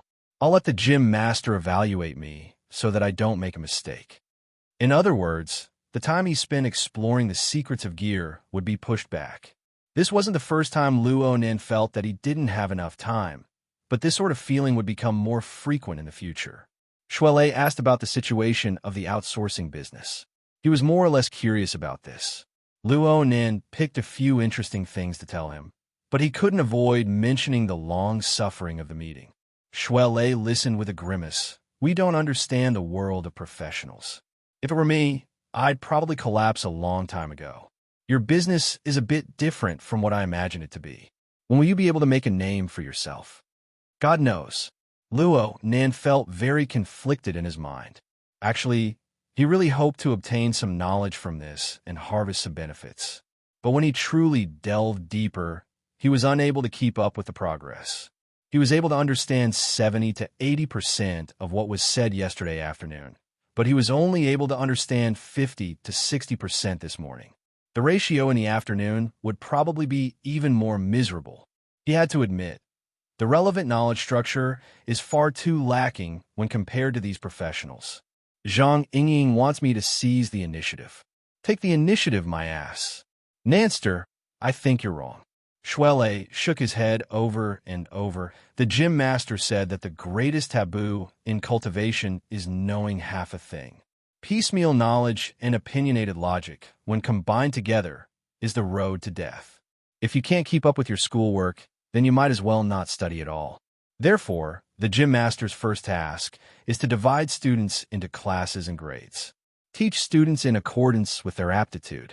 Your current matter may not be that dangerous, but there's no point in listening to it any longer. I feel that what Sister Yingying said is quite correct. You should seize the initiative. How do I seize it? Sweat. How would I know? But I think that since Her Majesty Empress Wu has outsourced the business to you, no matter how much effort Sister Yingying has put into it, she will always have trust in you. If Her Majesty Empress Wu feels that you can do it, then there must be a way. Otherwise, wouldn't she be deliberately making things difficult for you? Shuelei's words were unintentional, but Luo Nin was listening intently. His mind was immediately stirred. Her Majesty Empress Wu outsourced the business to him. This was her way of compensating him. There was no reason for her to deliberately make things difficult for him. Her Majesty Empress Wu wanted to give him Peony as a partner. Her Majesty Empress Wu wanted to fill in the gaps. Otherwise, even if she was in the mood to give it to him, Luo Nin wouldn't have the face to ask for it. All right, Luo Nin had to admit that the professional standard that Peony displayed had scared him.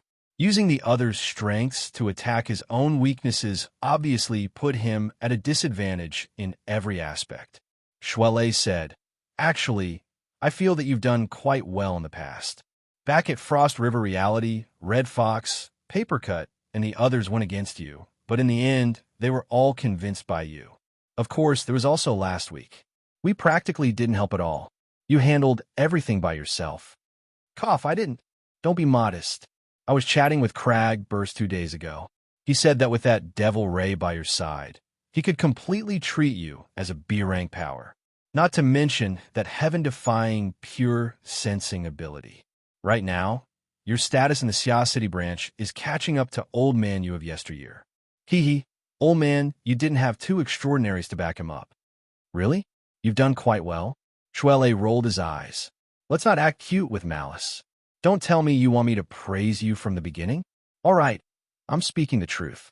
I really agree with Crag Burst's words. Your pure sensing ability is heaven-defying. I heard that Cat Eyes directly changed the direction of her abilities because of you. She's going to focus on long-range perception from now on. She's giving up on all-encompassing perception. Something like that happened. This was the first time Luo Nin heard of this. He blushed with shame for a time. In a certain sense, though Cat Eyes was his believer, this was an accident from start to finish. Cat Eyes was unwilling. Her emotions were unwilling. Luo Nin wasn't Nanbatian. He wouldn't force himself on her. Instead, He deliberately pulled apart the distance between him and Cat Eyes. Now it looked like he had pulled the distance a bit too far. All right, he was a bit distant from everyone. With the Hexa ear, it was very convenient to communicate on the psychic wave network. Shuele had entered the society a month later than him. Shuele could chat, fart, and listen to gossip. Shuele could do anything. Luo Nan was the type of person who didn't have access to information. Character. Shuele didn't know of Luo Nan's rueful thoughts. He continued, "When we were chatting, I suspected that this ability of yours is still in the explosive growth stage. Every time you move, the number you obtain is different. Sister Ying said that when you were at Frost River Reality, your soul-attached state had an upper limit of 500 meters. When your soul and body are united, the limit of your senses is 80 meters. But last time at Ocean Sky Cloud City, I was on the 88th floor, and you were on the viewing platform. You were on the 142nd floor. There were 62 floors in between. That's nearly 300 meters. You should have been in the soul and body united state back then." Luo Nan chuckled. This is the benefit of following the gym master in cultivation. Shuele loved to hear these words. He immediately grinned until his eyes couldn't be seen.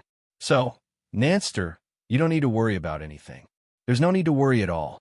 In the entirety of Xia City, not counting the two extraordinaries, there's no one who can compare to you in terms of all-encompassing senses." These words sounded very familiar. Luo Nan suddenly asked, "Did Ying look for you to be a lobbyist?" Shuele's grin froze. Then he moved closer to Luo Nan with a fawning smile. "I just feel that Sister Ying's words are quite reasonable." "I feel the same." Chapter 358. Luo Nan spoke very confidently. After all, most of it was just a joke. He wasn't in a rush to show off. Instead, he found a secluded place with Shuele and earnestly finished his afternoon lesson. Only then did he return his attention to the marching team. Luo Nan's consciousness was attached to Ink's body. As expected, there was still a meeting going on over there. They just added a working meal. Peony and Long Seven both behaved very professionally, and Ink took the opportunity to display the important reason for its enormous body. It ate nearly a person's worth of food as a single bird. After lunch, the group of people had another meeting by the roadside. Ink was on the roof of the civilian SUV. The luggage rack was just right for its thick toes to grasp, so it stood steadily. It was just that his head was drooping, and he had already entered a half-asleep state. For birds, staying quiet for a long period of time, coupled with the effects of digestion, consumed considerable physical strength and energy. It more or less went against nature. Therefore, when Luo Nan's telepathic thoughts cut in, Ink quivered and cried out twice. It flapped its wings and flew without hesitation. In the blink of an eye, it flew under the radiant sun. Under the sunlight, Ink's black feathers were cool and refreshing. They trembled in the wind, suffused with a deep blue luster. It was actually a bit dazzling. The black shadow and the blazing sun fused together in a strange harmony, causing Intelligence Officer Axel, though, to click his tongue in wonder. Of course, he couldn't help but suspect that it was a bit funny. This crow is vigorous and mighty. It understands human nature. It can be called a divine steed. His voice fell, and Ink flapped its wings. It turned in a different direction and flew far away. Soon, it disappeared without a trace. Axel, though, grunted. He covered his eyes with his hand and looked at the sky. "What's wrong?" Peony didn't even raise her head. "Don't mind it." Ink circled in the sky for a moment before finding its target. It slightly adjusted its direction and soon arrived above the old road that cut through the city. It flew along the road. Although he said he wanted to take the initiative, he didn't immediately give orders to the operations team. Luo Nan couldn't use methods as heavy as shame in a short time. His many years of experimental experience had forced him to develop a cautious personality. As long as his brain wasn't overheated, he didn't mind collecting a bit more data and information to use in his judgment. The operations team was doing similar things. Unfortunately, their fields were too different from Luo Nan's expertise. They couldn't be used by him. It was also thanks to Zhang Yingying's persuasion that he came to his senses in time. Otherwise, it would only be a waste of time if he kept following behind the operation team. Of course, the first thing Luo Nin needed to do before everything began was to test the upper and lower limits of Ink's abilities, especially the range of his perception. This was the fellow that made a living. He could not afford to make any mistakes. According to Luo Nan's experience, the sensing radius of the out-of-body state, the unity of body and soul, and the fulcrum of the believer were different by an order of magnitude. In other words, under the premise that his out-of-body senses could reach up to 20 kilometers, the limit of a normal fusion of spirit and body was 2 kilometers. For a believer, like Ink, it should be around 200 meters. If he deliberately strengthened it, it would increase even further. However, based on past experience, Ink's brain capacity was probably not enough to process information that was too complicated. Packet loss and frame drop were very normal things, and it still needed some time to adjust. Truth be told, this was work that should have been done a few days ago. It was just that Luo Nin had too many things on hand, so he kept forgetting about it. He pushed it back until now. Let's test the upper limit first. The situation was a bit unexpected when Luo Nin actually did it. Where was the packet loss? It was as if a high-speed magnetic track had opened up between Luo Nan's main body and Ink. The relevant information did not need to be transferred at all. No, it seemed like there was no transmission process. The distance in space was warped for some reason. This feeling was strange and familiar. Luo Nin spent a bit of time to recall. He finally remembered with great difficulty that he had used the life sketches to draw the Star River in Frost River reality. He seemed to have used this method to pull the Wraith sign over. The Wraith sign evolved into a Colosseum and fought with the human-faced arachnid raised by the Order of Justice. After all, the Wraith sign was a Darksider species. It was an existence that belonged to the mental plane. It made sense for it to be summoned. Ink had a material form. Could this peculiarity be reflected in the transmission of information? In any case, with the existence of this connection, the only factor that limited Ink's detection ability was the limit of its own capacity. This made things much easier. Ink was the most commonly used living test subject during Luo Nan's repeated experiments. Naturally, it had its miraculous aspects for it to be able to live safely until now. And in Luo Nan's formatting theory system, it had already leaped to the level of a staff member.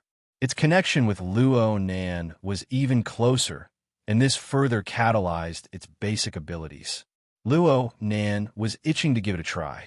Ink transformed into a shadow, sweeping past the buildings on both sides of the old-fashioned highway. From Luo Nan's perspective, Ink was like a scout released in a strategy game. The fog of war was peeled away everywhere it passed, revealing a passageway that was 200 to 300 meters wide. However, the scene of reality revealed was mostly illusory.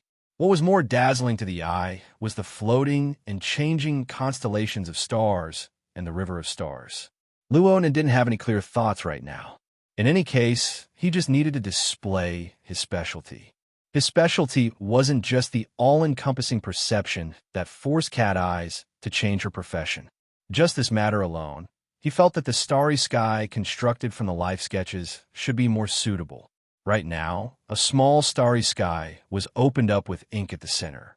It resonated with the hazy star river that his main body sensed from a distance, covering the existence of all living beings within this range.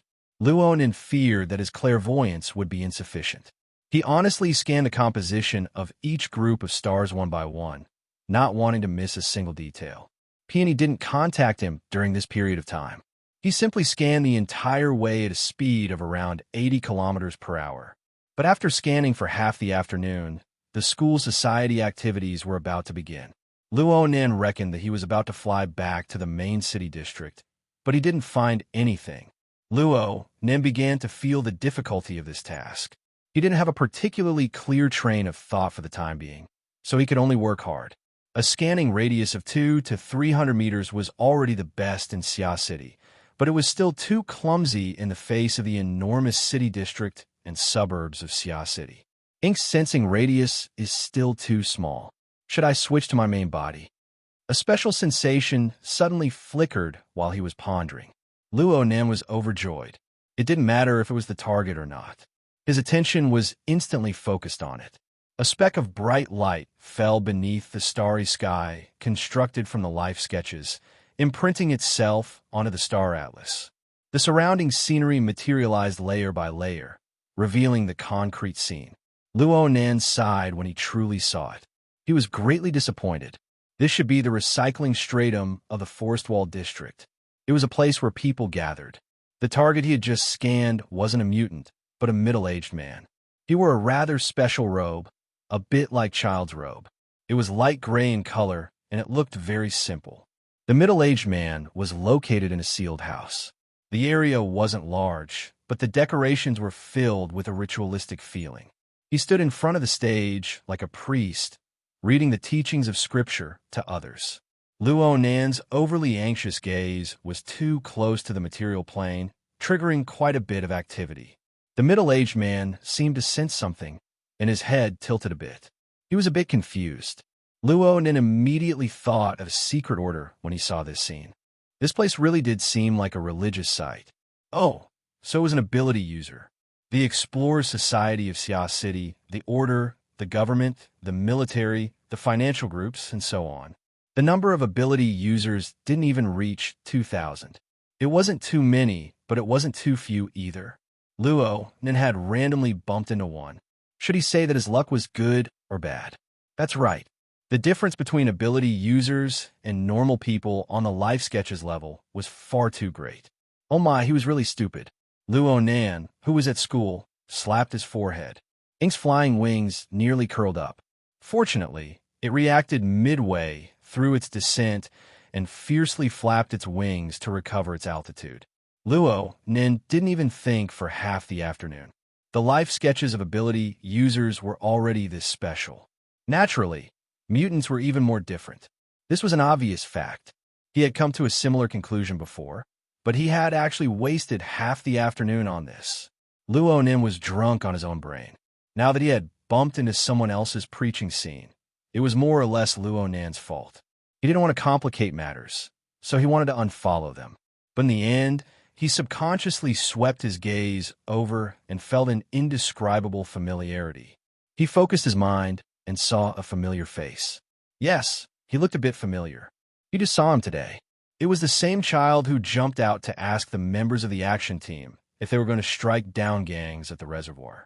This child looked to be 5 or 6 years old at most. He was quite eye-catching in the midst of a group of adults who were listening to the preaching.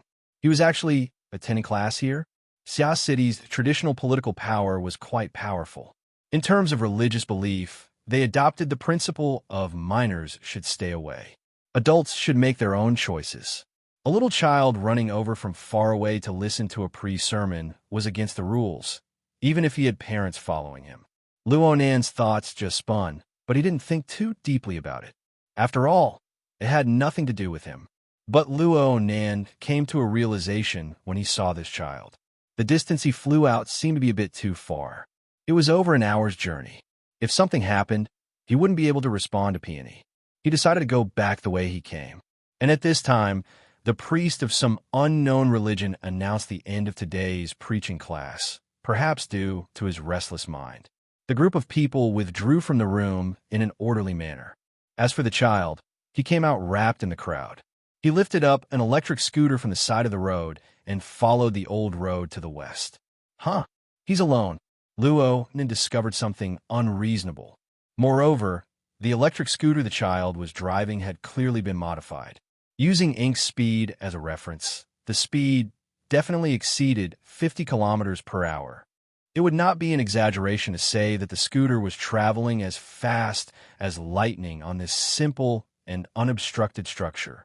Luo Nan broke into a cold sweat for the child as he watched. There weren't many cars on this abandoned old road, but as long as they dared to go on the road, they would more or less be related to gangs. They would run amok, seeking excitement.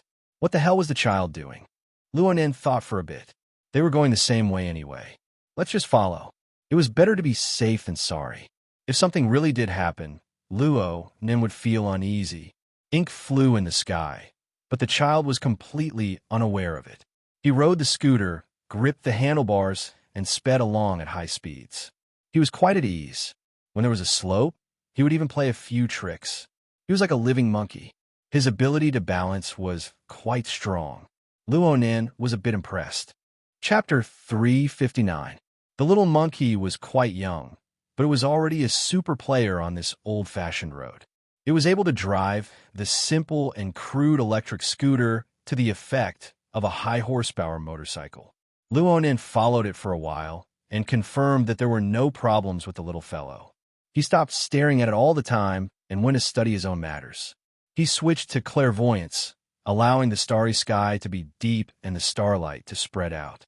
He only searched for special structures within. Of course, if he could see dark clouds that covered the starry sky, then it was definitely a big fish.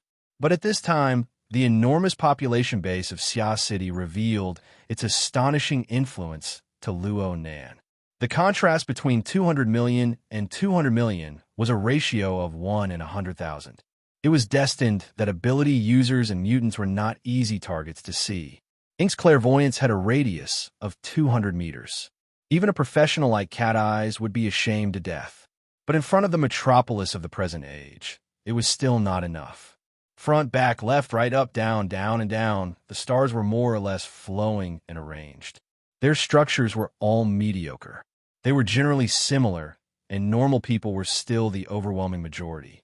No matter how dazzling the starlight was, looking at it for a long time would make one dizzy. The hazy star atlas and its complex structure were like a maze. Contact with it too much, and one would feel fear. Luonan really wanted to turn it off and not look at it, but when he considered that the target was alive and could move at any time, and that the star atlas was constantly changing, he could only grit his teeth and persevere. Perhaps it was because he had seen it too many times. He didn't know when, but he felt that there were some other laws and principles within the mediocre and repetitive star atlas. There existed a minuscule amount of brightness. Perhaps it was a misconception. At the very least, the little monkey down below had its own characteristics when he looked at it the entire way. But it was still a bit lacking when it came to clearly distinguishing it from the others. Ink had to take care of the little monkey's speed, so it took an hour and a half to fly back to its starting point. Peony's exploration had come to an end, and they had returned to the vicinity of the inhabited area from before. They had missed each other, so Ink could only go back and continue traveling with the little monkey. Fortunately, this kind of good deed that was hard to come by in return soon ended. The little monkey bumped into his companions in an open space outside the inhabited area, and they immediately joined in the playing army. Ink hovered in the air, taking in the situation below. Behind them, Luonan felt a bit emotional. It was hard to tell the ages of these kids, but they were at least 5 or 6 years old. At this age, Luonan was already attending early education institutions. He didn't have the chance to be this crazy. Speaking of which, the trend of early education was overwhelming, and almost no one was spared. The settlement area had become a paradise. This wildness and freedom did not seem like the style of the residents of the metropolis. It seemed that the rumors of naturalized vagrants mixed and were not groundless. From another perspective, after the little monkey joined his companions, the subtle difference on the corresponding star maps was magnified, but it was still not clear enough. Luonan simply had Ink find a green belt and stop on a tree branch to observe from a close distance. There was probably no way out if he were to look everywhere. He might as well lock onto a limited number of targets and see if he could find some patterns and clues. He was going to draw an even more detailed life sketch for the little monkey and his companions, and then examine the differences within.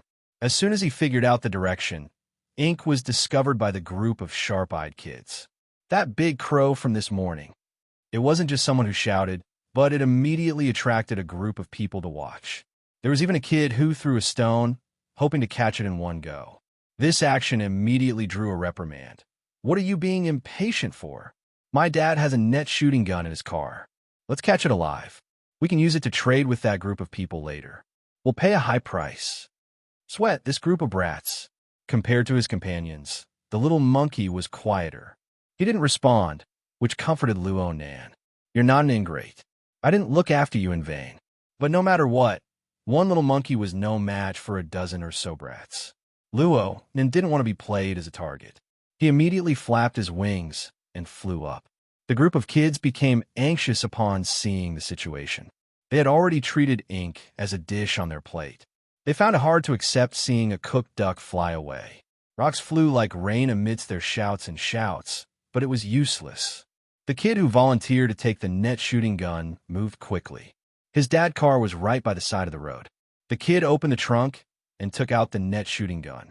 He took a look and was about to pull the trigger. He didn't know why, but he suddenly felt dizzy. His feet were in a mess. The ground was like a wave, rippling back and forth. He pulled the trigger, but he didn't know where the gun was pointed. It's an earthquake. It's an earthquake.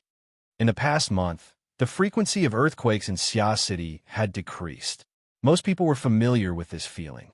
But the people who stayed in the temporary inhabited area were still very sensitive due to the strength of the buildings, especially when the feeling was so intense right now. Some children's legs even went soft, and they fell to the ground. A few adults who were watching the excitement from the side of the road were flustered by the children's shouts. But most of them were still baffled. Earthquake? They didn't feel anything. Of course they didn't feel anything.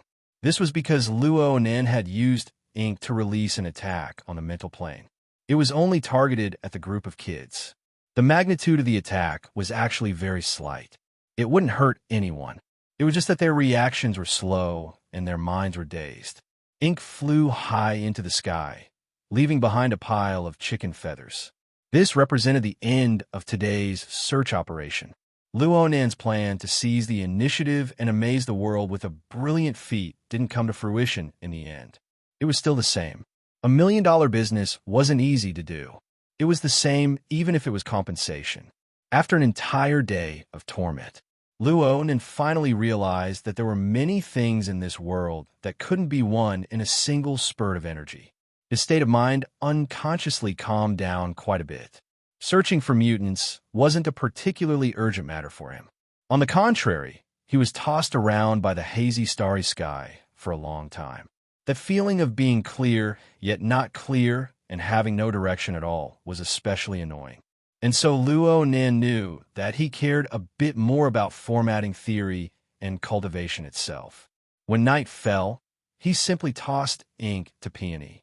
He didn't have the leisure to go prying on people's privacy for the time being.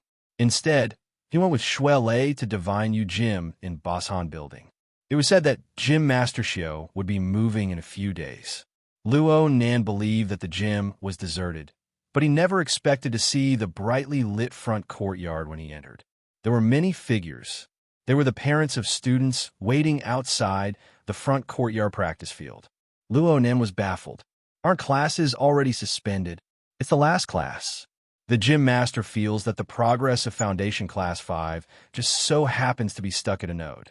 He wants to teach them for a few more days. It would be a lucky chance if there are students who are able to gain enlightenment. The classes for the next few days are all free.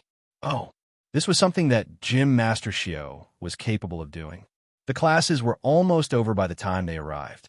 They followed Shui Lei's instructions and directly entered the practice field. They saw Gym Master Xiao. Luo Nan simply stood stupefied at the entrance. Chapter 360. Xiao Xinyu, who taught children, was very different from usual. He was completely different. The gloomy and cold expression that Luo Nan was most familiar with had flown off to God knows where. What Luo Nan saw was a middle-aged kindergarten teacher with a relaxed expression and a smile. His four limbs were on the ground, his body arched as he crawled. His figure was stretched, and his spine swayed. He was like a large lazy cat. A group of 7 or 8-year-old children were imitating him. They meowed happily, and they even developed new skills on their own. They flipped, rolled, pounced, and twisted. It was quite lively. Luo Nan was truly dumbfounded. Shui Lei felt the need to explain. Cough. This is the cat form that the gym master created specifically for children. You might even be able to see the dog form in the future. It walks the path of the god of imagery. You know, the children in the city are more familiar with these two animals. It's easier for them to refer to. Really? Luo Nan was still a bit absent-minded. Shui Lei understood what Luo Nan was thinking. He said, "The gym master has always been the most amiable to children. Back in the day when I was in the basic class, it was like the spring breeze and rain. But when I transferred to the specialized class, I was personally taught." Oh my God! He felt nostalgic, and he grimaced in pain. He felt quite complicated. Xiao had already seen them, but his reaction was very calm. It was impossible to see any misgivings about his image collapsing. He was still on the ground, leading the children to crawl in circles. They fully stretched their limbs and moved their joints. He even reminded them to control their breathing. The scene could be described as chaotic but orderly. It was under control from beginning to end.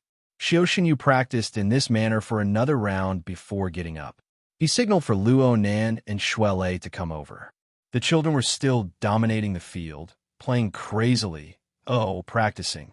Luo Nan and Shuele carefully circled around the group of overly energetic little fellows and stood next to Xiao.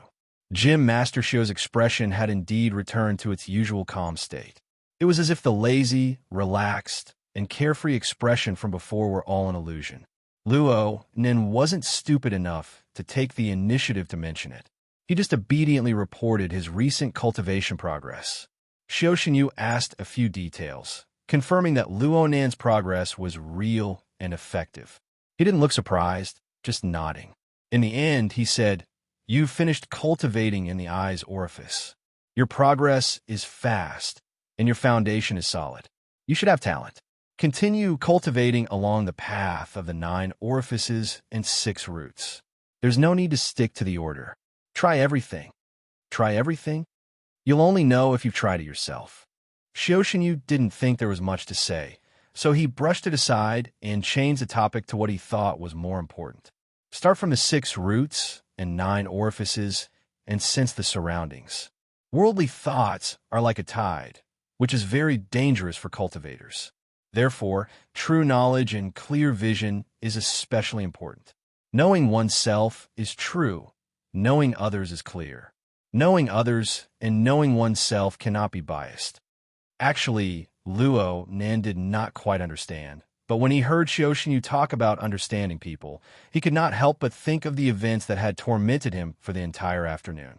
He could not help but ask, the people of the world seem to be thousands and thousands of different, but when it comes to the level of life, the myriad streams return to the origin. The differences are extremely small, and there are many things that seem right, yet are actually wrong. How in the world should we distinguish them? Xiao glanced at him and gently nodded in approval. When Luo Nan described his extraordinary cultivation progress just now, it was nothing more than this. We cultivators know ourselves and know others. We should start from 3 places: the root receptacle, the root nature, and the root trigger. These 3 things, whether it is teaching others or self-cultivation, must be seen clearly. Root receptacle, root nature, and root trigger? Luo Nan had a stupefied expression. This is the language of the Shurjia. It has been borrowed, but it has been slightly mutated. The so-called root is the root of growth. According to your words, it is the basic order frame of a person. Xiao had spoken to this point, and Luo Nan understood. As for the differences between the 3, the one that can hold objects is the tool. It is the quantity that can hold. The one that creates good and evil is the nature. It is the discrimination of direction. The one that moves appropriately is the trigger. It is the fate of receiving the law. Simply speaking, one must look at one's aptitude when looking at the future of cultivation. This is divided into talent, temperament, and destiny. Only by understanding all of these elements can one choose the most suitable technique for a person. Only then can one choose the most suitable person for a technique. Luo Nan felt that Xiao was not only teaching him how to cultivate, but he was also expounding on the teachings themselves. As a teacher, these were undoubtedly words that came from the bottom of Luo Nan's heart. It wasn't just Luo Nan. Even Shuele pricked up his ears to listen carefully. There is an ancient saying that the path transforms the virtuous and the foolish. Let's not talk about the controversial points. Schools have different doctrines, and there are many differences in the disciples they accept. This is obvious. Most of these differences come from the root receptacle, the root nature, and the root trigger. The principles are easy to understand, but the important point is how to distinguish them in reality. Shuele, you don't need to listen to what I'm about to say. Your root receptacle is thick, and your root nature is simple. The root trigger should be activated for a long time. What you need is a pure intent. There is no benefit in learning these techniques of reasoning and reasoning. Shuele shrunk his neck, and he obediently walked far away to act as a temporary instructor for the children. Luo Nin seemed to understand something.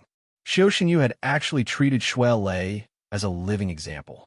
He had demonstrated to Luo Nin how to distinguish and utilize the root receptacle, root nature, and root trigger. The results were naturally excellent. Luo Nin already had a bit of a plan in his mind. Listen carefully. Xiao Xinyu gave Luo Nin another reminder. Then he imparted Luo Nin the specific techniques of distinguishing the tool, nature, and mechanism. This technique was actually a summary of experience. Aside from a keen and penetrating state of mind, one also needed a wealth of life experience to support it. Right now, Luo Nin had only learned the basic principles. He was still far from truly crossing the threshold. However, this bit of principle was already quite outstanding, especially the standard of clairvoyance and judgment. It pointed to the most profound and subtle level of the human body and mind. It vaguely corresponded to some of the problems in Luo Nin's formatting theory, especially this afternoon. Luo Nin felt his soul strength stir. He scratched his ears and cheeks for a time. He really wanted to return to the settlement in the Trigate district and stare at the little monkey and those wild little ghosts. He wanted to look at them in detail once more.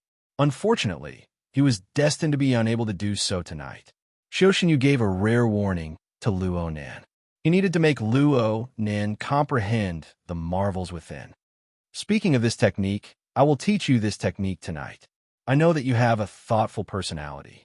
You're suited to study and research. I also know that you have a deep and solid foundation. It is enough to bear the burden. You took the initiative to ask, and you seem to be pointing at something. You should have encountered a corresponding problem. It just so happens that you have the tool, nature, and mechanism at the same time. It is like the return of spring to the earth. It awakens and hibernates all living things. It is born naturally. Although its nature is soft, its nature is firm. The results should be pretty good. Luo Nin nodded fiercely.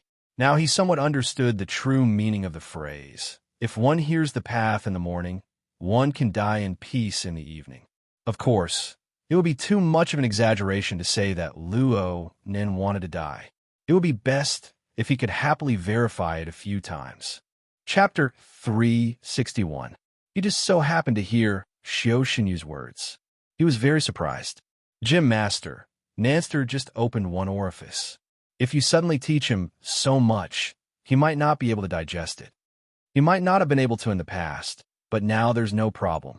The cultivation of the 9 orifices and 6 roots is nothing more than a dual cultivation of life and death. He has made progress in the cultivation of his nature arts, but the imbalance is still there. There's nothing wrong with advancing courageously in the aspect of life arts. In layman's terms, nature arts were the cultivation of the mental side, while life arts were the martial arts of the fleshly side. Luo Nin could understand these words, but what did made progress mean? It seemed to have nothing to do with the progress of the eye's orifice. Luo Nin had deep faith in Gym Master Xiao's insight due to his foundation in the art of dividing objects, nature, and mechanism. His thoughts turned, and he unconsciously thought of his special experience at Gear in the early hours of this morning. He was a bit distracted. Suddenly, his mind became alert. Someone was reaching over with a hand. He instinctively slid his shoulder, but it was useless. Gym Master Xiao pressed down on his shoulder and exerted a bit of force, indicating for him to change his posture. Crouching tiger form. Luo Nin hesitated for a moment, but in the end, he obediently knelt on the ground. He stretched his back forward and pressed his elbows. His legs naturally curled up, and he transformed into another big cat, but this time he was sleeping. This movement was one of the Daoyin techniques he had learned. It was not difficult at all. Plus, after many days of practice, he had already connected with the will of the mind. When he assumed this posture, it naturally resonated with the true meaning of mimicry. He was like a fierce tiger taking a nap in its lair. It was tight yet not tight, loose yet not loose. Amidst the laziness was the tension of a king of beasts. It caused his mind and body to be in a marvelous state of relaxation and tension. Xiao squatted down and pressed down lightly on Luo Nan's head. He spoke. Frankly speaking, Luo Nan was unable to hear what Xiao said. He just felt that the vibrations of the sound waves did not seem to be transmitted through the air. Instead, they flowed along Xiao palm and seeped into his brain. They were like thunder. The sound of thunder entered his brain, stimulating the apertures of his head and face to vibrate. Then it spread to his entire body. The thunderous vibrations pushed forward layer by layer, causing the body chakra to shake first. The internal links were subdivided, the 9 apertures, the 5 zangs, and the 12 joints all resonated. The eyes, ears, nose, tongue, body, and mind all knew where they were. At this time, Luo Nan was able to clearly distinguish Xiao voice. The experience brought about by the thunderclap and the new knowledge involved had already become a kind of verification. It was tantamount to synchronizing memories between the body and the mind. In this way, the body gear constantly rotated, and the God gear corresponded with each other. They coupled and moved in unison, constantly correcting the details. Gradually, Luo Nen ignored Xiao words. His entire mind was focused on the fine adjustments of the frame of body and soul. He looked at how the blood, energy, and fluid transformed layer by layer between the internal organs. It was like flowing water in the mountains. It flowed and permeated above and below ground, between the cracks of soil and stone. When it reached a certain degree, Luo Nan's thoughts stirred slightly. He felt the vital energy of his heart, spleen, and stomach boil. His blood and energy flowed upwards. As for his brain and face, he felt a slight turn, and his mouth was suddenly filled with saliva. It was sweet and moist, as if he was drinking nectar. Combined with Xiao teachings, Luo Nen was clear on the direction of his next step. The orifice of the heart was the tongue. The orifice of the spleen was the mouth. Although the mouth and tongue were separated, they were actually one orifice. And in classical theory, the heart and spleen and stomach were said to be external and internal. Luo Nen had opened up the 2 organ systems of the heart and spleen at the same time. It looked like there was some truth to this. Before formatting theory had truly taken shape, Luo Nen had first developed the appetite king skill. He could digest food and provide his body with sufficient energy. The function of the spleen and stomach was amazing. And ever since he started practicing martial arts, his body's blood and energy were vigorous and healthy. It was said that the heart governs the blood vessels, and it was suitable for the dispersal of the liver energy. Wasn't there a saying that what feeds fire, and fire feeds earth?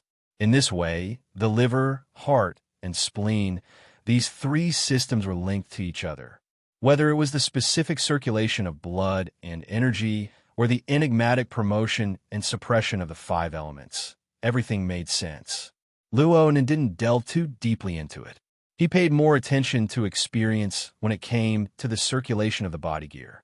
He felt as if a pool of nectar had opened up in the root of his mouth and tongue. Saliva overflowed from time to time, sweet and nourishing.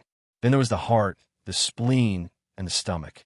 It utilized the mechanism of the organs to transform external energy into internal energy, allowing the essence to be filled and solidified. His vital energy boiled and spread throughout his muscles and tendons. A thin layer of sweat appeared in the blink of an eye. It could be said that his blood and energy were unobstructed. Luo Nen had been in the crouching tiger stance for too long. There were some children on the training field who saw Luo Nen lying on his stomach. They thought that Luo Nen was just like them. They meowed and pounced over. Shuelei jumped in fright. He wanted to block Luo Nen, but he was blocked by Xiao, who had gotten up. The child didn't know how to control his weight. He directly bumped into Luo Nan's body. Luo Nan was still in a state of subtle comprehension. He didn't move, but his body was soft, smooth, and pliable. It was as if he had no bones. Bumping into him didn't hurt at all. The child rubbed and rubbed, having fun. Quite a few people followed suit. They laughed and laughed as they crowded over. They treated Luo Nan like a large pillow. They pressed and bumped into him without stopping. If Luo Nan continued to comprehend at this time, he would really become an immortal. A low growl came from his throat, and his body stretched out like a sleeping tiger. He stretched his back, and his skin and muscles naturally shook with force. Hidden energy surged out. The children around him fell to the ground, but not a single one was injured. Luo Nan saw the ground full of laughing children, and his childishness was aroused. He rolled on the ground like a cat or a tiger. His forelimbs stretched out, and his muscles relaxed. He looked vivid and lifelike. The group of children went crazy. They screamed and pounced over when they saw Luo Nan. Xiaoshenyu finally called for them to stop. Luo Nan had been stimulated by an opportune moment. He was instantly enlightened, but his foundation wasn't firm. There was a risk of failure if he continued to play. Xiaoshenyu waited for Luo Nan to stand up before speaking to Shuelei. His muscles and tendons have all been nourished. From now on, he can practice fist techniques. Starting tomorrow, you will be training with him. Training with him the moment he comes up? Does he have the time to slowly learn fist techniques? Xiaoshenyu's lips curved into a mocking smile. He's just getting used to his physique and training his reactions. At most, he'll be able to learn a few moves of fist techniques. In any case, his ambition doesn't lie here. Shuelei looked at Luo Nan, and Luo Nan scratched his head. The gym master is amazing. From Luo Nan's perspective, the progress of his cultivation was manifested in his fleshly body and in the operation of the body gear. However, it was not easy for him to explain in detail. After all, there were far too many specious things in classical theory. He was just a dabbler in it, and he didn't fully understand many concepts. Most of them were instinctive actions and body memories. Tonight, what truly touched his soul was another set of knowledge that Gym Master Xiao had imparted to him. It was the theory of the root receptacle, the root nature, and the root trigger. This set of knowledge was like a clear boundary and outline. It made his mind feel much clearer all of a sudden. It was a bit like, that's right, it was like the feeling of drawing with a brush. When Luo Nan first learned how to sketch, he first learned how to use composition, lines, light, and shadow to sketch a lifelike image. He felt that he could draw the entire world. Of course, reality would teach him a lesson later on. However, he had just come into contact with a brand new domain. He had a clear feeling of understanding and talent. It was the most beautiful illusion in the world. If he could touch the ground, the feeling would become all the more vivid. Chapter 362. Gym Master Xiao's lecture time was not too long. He indicated that he had already taught Luo Nan everything that needed to be taught. The rest was up to Luo Nan to experience. Luo Nan wasn't in a hurry to leave.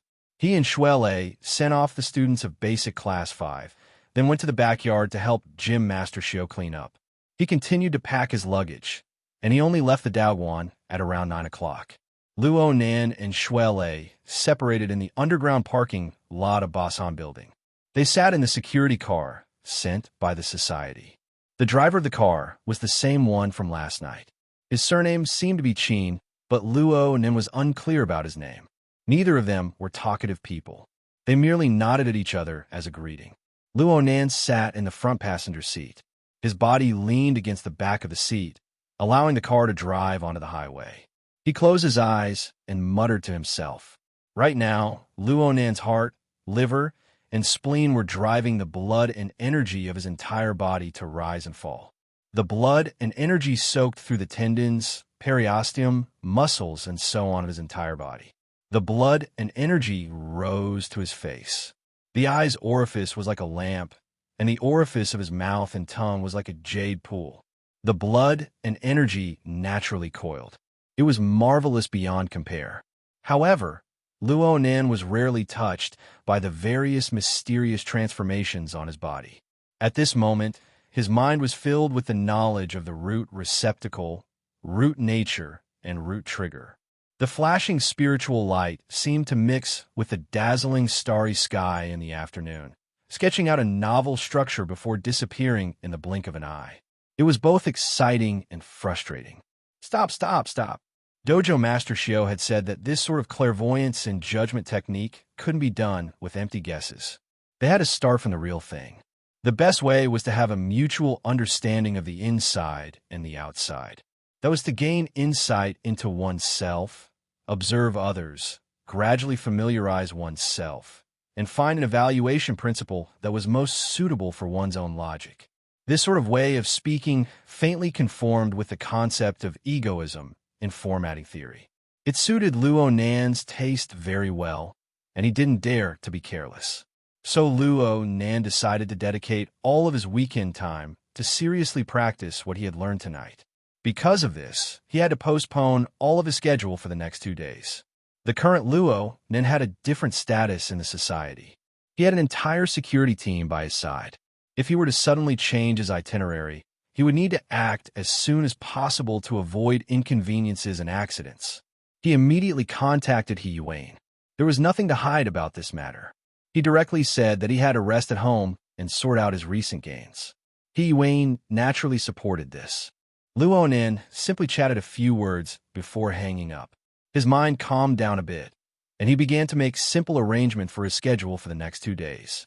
On Saturday, he could hide in his bedroom and continue to familiarize himself with the 9 apertures and 6 roots homework. On the other hand, he could ponder the application of the root receptacle, root nature, and root trigger. For the rest of the time, he continued to burn and refine the external neuron to see if there was any progress. If he gained anything during this period, he would split his consciousness and send it to ink to verify it one by one. On Sunday, they would make adjustments according to the specific situation on Saturday. Just like that, these 2 days were filled to the brim and were extremely fulfilling. If everything went smoothly, when he arrived at school next Monday, he could use this opportunity to quietly explore the mysteries of gear. How wonderful! Luo Nan was very satisfied with his own arrangements. He immediately opened his notebook and made some simple tabulations before making some slight adjustments. After everything was settled, he heaved a sigh of relief and was in a good mood. He took the initiative to smile at the bodyguard driver beside him. "You've worked hard these past few days. I'll stay at home for the next 2 days. I hope everyone can relax." Driver Chin wasn't good with words. He was very steady. Luo Nan's time at the Daewon wasn't easy to set. He waited in the underground parking lot for nearly an hour, but he was still calm and collected. He felt more reliable than old Jean of the hidden indigo firm. He just laughed at Luo Nan's words. He didn't respond. Just as the car was about to return to silence, Luo Nan's wristband vibrated. Someone was calling. Luo Nan looked at the caller ID and thought to himself, "This is really strange." Emoya's name was actually displayed on the screen. His older female cousin had gone to Man City for a month. She had gone crazy at the music festival, angering his aunt to the point of jumping like a corpse. Aside from Luo Nan being hospitalized twice in the middle of the month, which was too frightening for him, there was no news from her for most of the time. Why did she take the initiative to call him today? As soon as the call connected, Emoya bluntly asked, "Do you remember the favor you owe me? Did you know that I blocked a bullet for you?" Luo Nan nearly blurted it out, but in the end he still asked, "What favor?" "I looked at your call log. September 26th, 7:18 in the afternoon. Do you remember?" "Forget it. In any case, you owe me a lot of favors. I don't care about this time. You just need to remember your promise to repay me. I want to use your house to prepare for the party." Luo Nan finally struggled out of the brilliant thoughts of the root receptacle, root nature, and root trigger. He really did obediently sweep his eyes over the call log. He did his best to recall for a few seconds and finally remembered.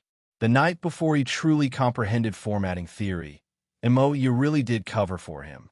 Actually, there wasn't much meaning to it. Just the next day, he was brought home by his aunt.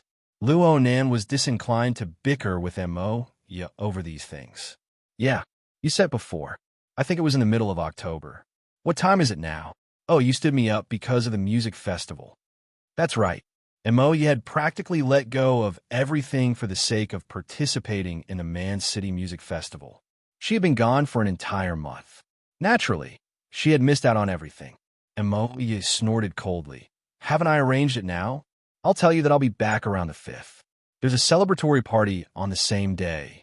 Don't be nervous. This has nothing to do with you. Naturally, my best friend will arrange it. You can vacate your house first. I haven't been back for almost a month. Luo and then grumbled. This was the truth. He had been running back and forth between the hospital and his aunt's house since October. His pharmaceutical equipment had probably already turned to dust.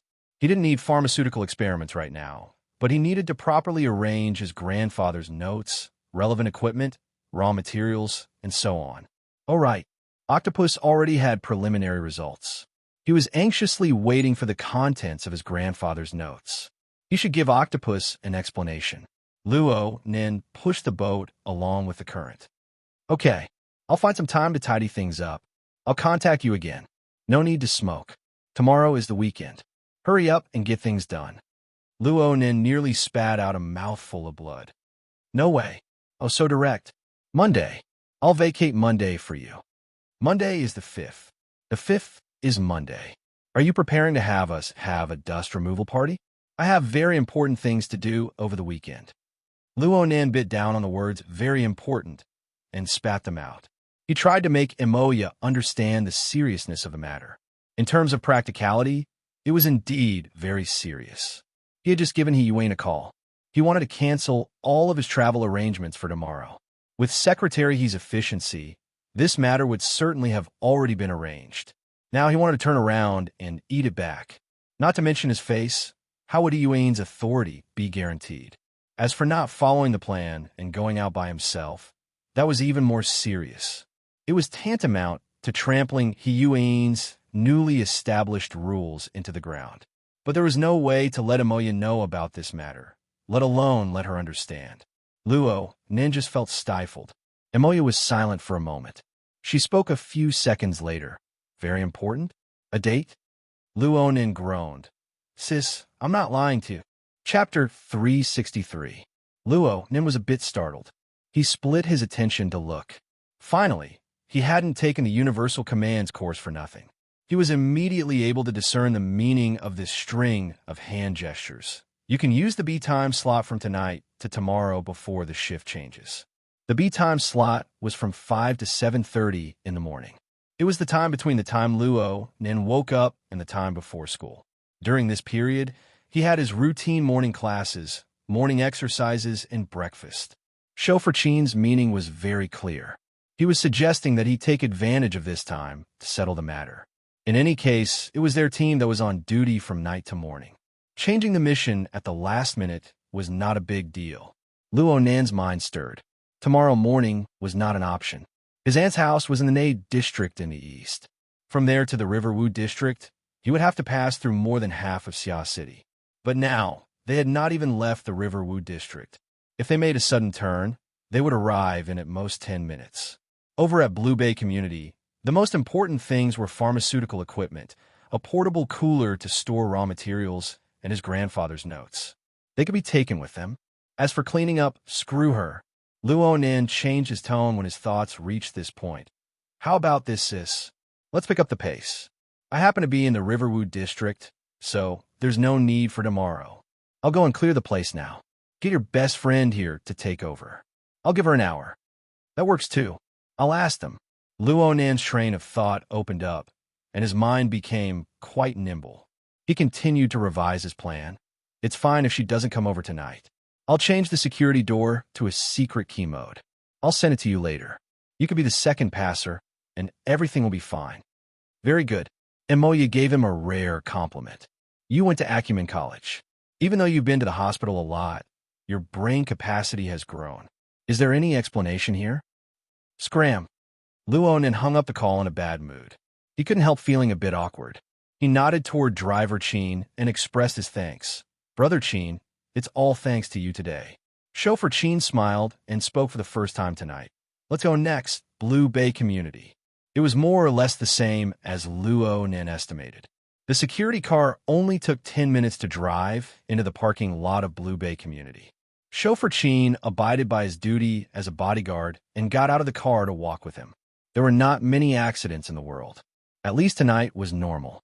2 minutes later, Luo Nan returned to the small nest he had been away from for over a month. This was the only real estate under his name. It was inherited from his father, who had gone missing. The cleaning party that Moya mentioned was actually an exaggeration. With the AI butler in charge, even though he hadn't been back for more than a month, the house was still clean and tidy. There wasn't even a speck of dust in it. Moya gave him a call as he was heading upstairs. Her best friend just happened to be unable to make it in time, so she directly used Luo Nan's secret passcode method.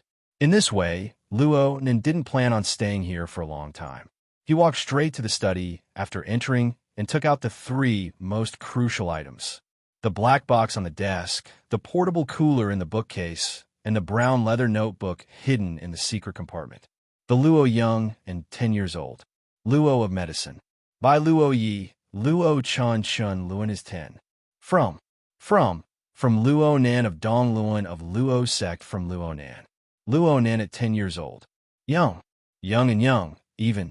From Nan of the education. From his. On. From. He Chinyang the Young. Moya's financial support was one of the most important reasons why he was able to persevere for 5 years. Moya was right. He owed too many favors. But today's matter could not be considered a favor. Between siblings who didn't need favors, Luo Nin felt disturbed. The most fundamental problem was that he was getting further and further away from a normal family life. Luo Nin sighed and laughed.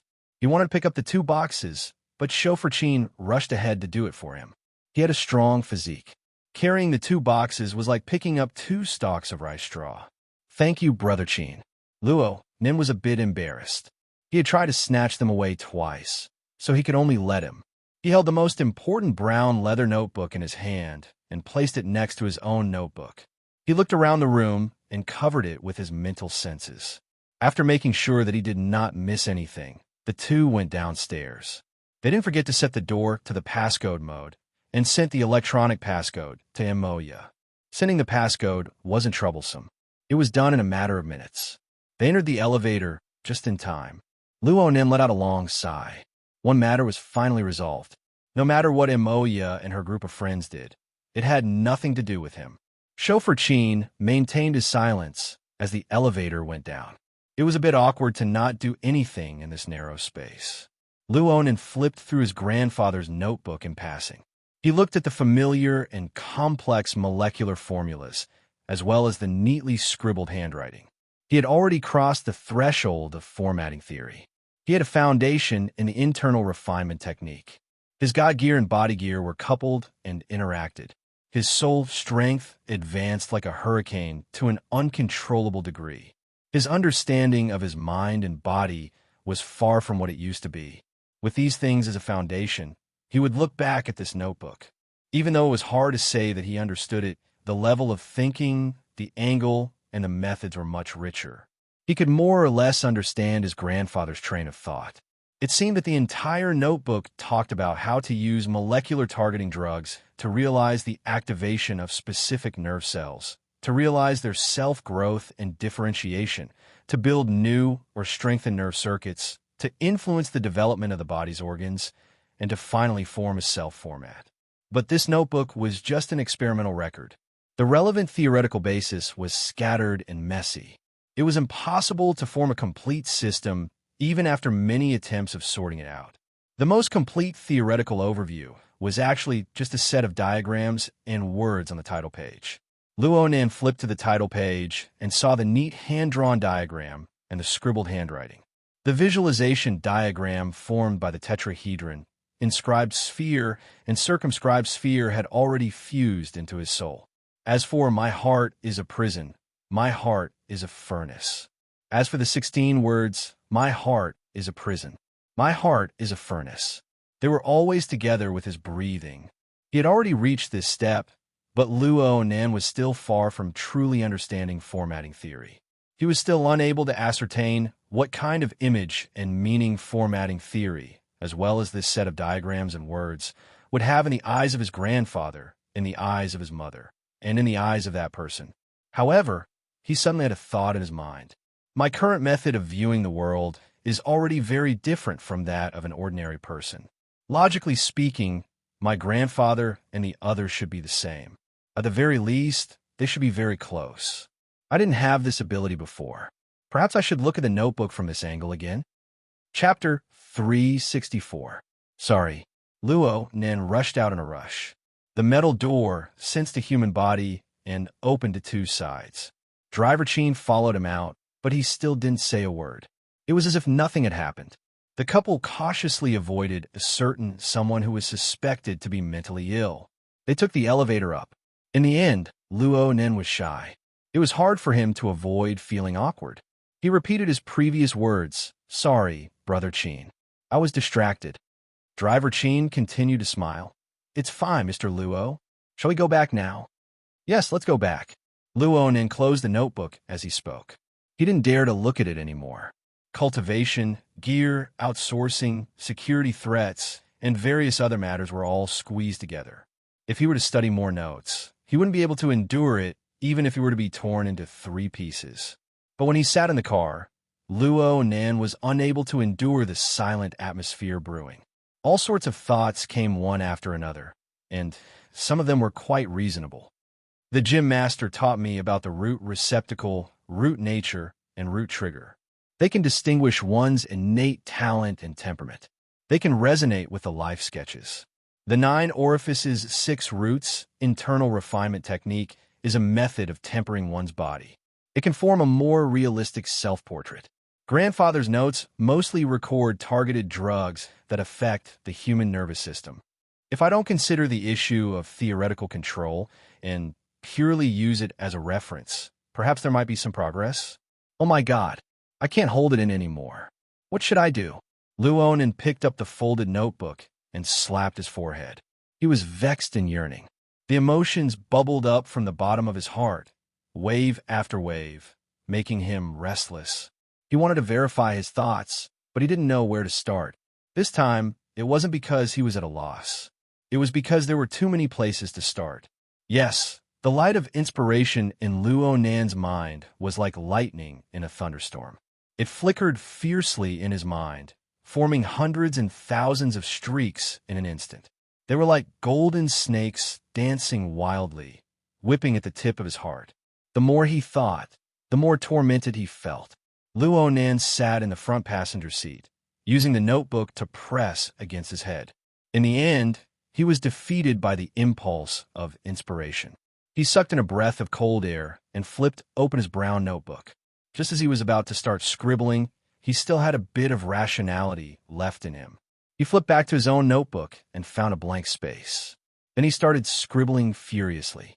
Classification technique, internal refinement technique, mind medicine, life sketches.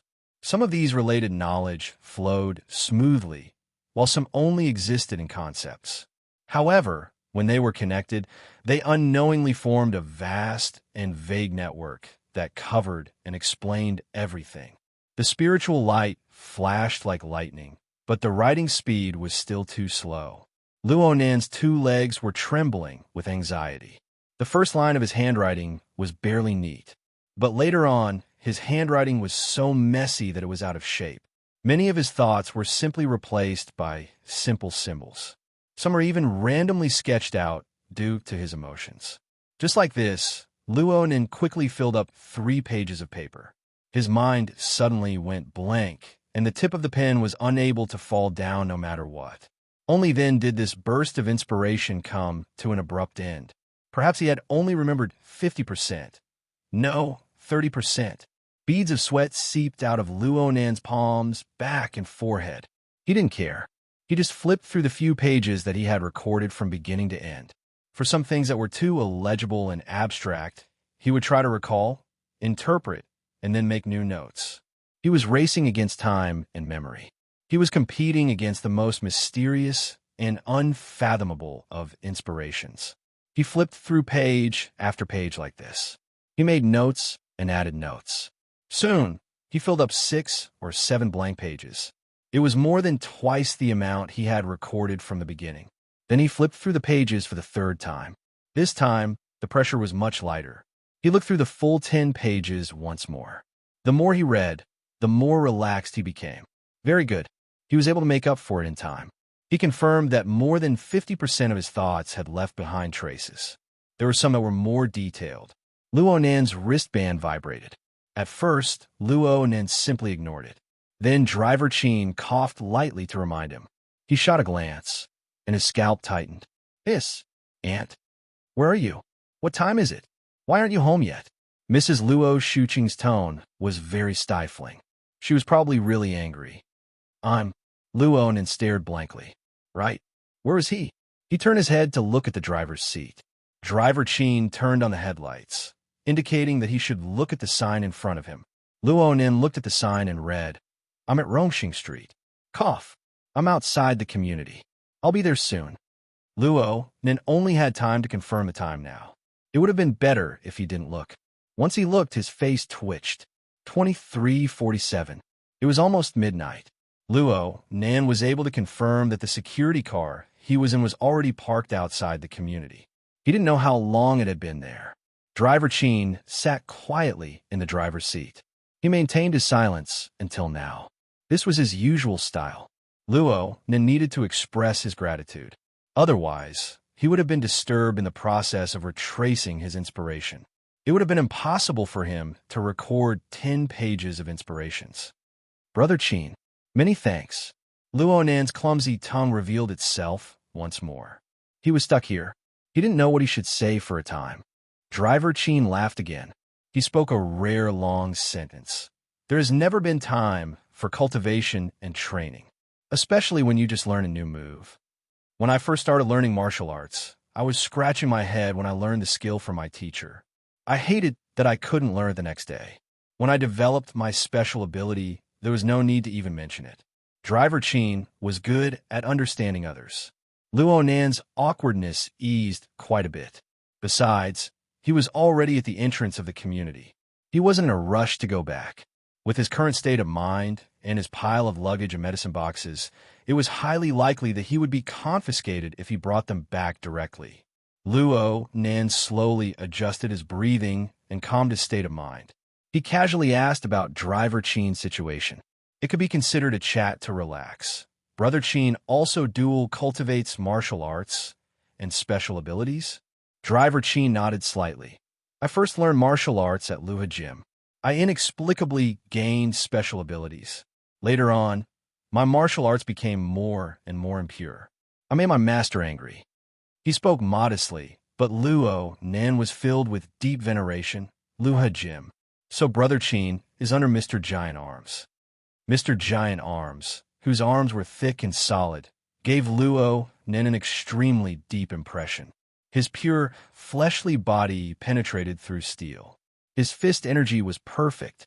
It was truly inconceivable. Luo Nan only found out later on that Mr. Giant Arms was a powerhouse in the top 10 of Xia City in terms of fleshly body strength. He was top-notch even in the B rank.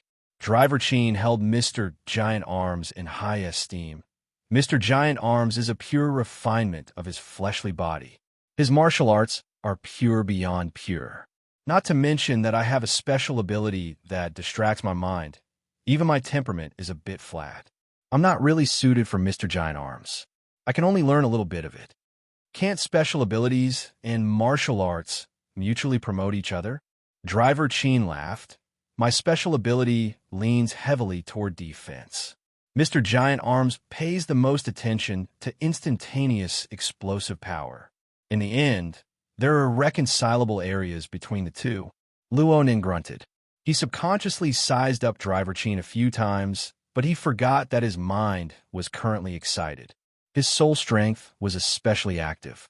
He subconsciously clairvoyantly. In an instant, Driver Chin's form seemed to fade away. A group of simple stars were arranged within. They were connected to each other, forming a peculiar image. This was a life sketch. Oh, there was more. Chapter 365. Inside and outside of Chauffeur-Chin's concise and abstract life sketches were countless sand-like stars. They flickered in and out of existence, radiating a dim light. Luo Nin could not help but compare the life sketches he had observed before.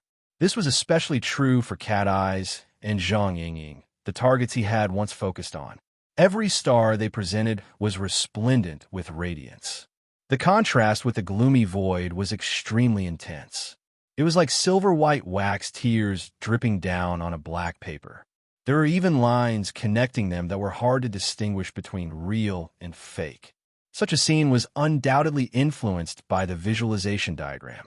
Looking at it alone, it was more like a group of abstract symbols. Only when these sketches were pieced together at a terrifying scale could one's senses no longer be entangled in the details. Only then could a hazy and magnificent scene of the starry sky be formed.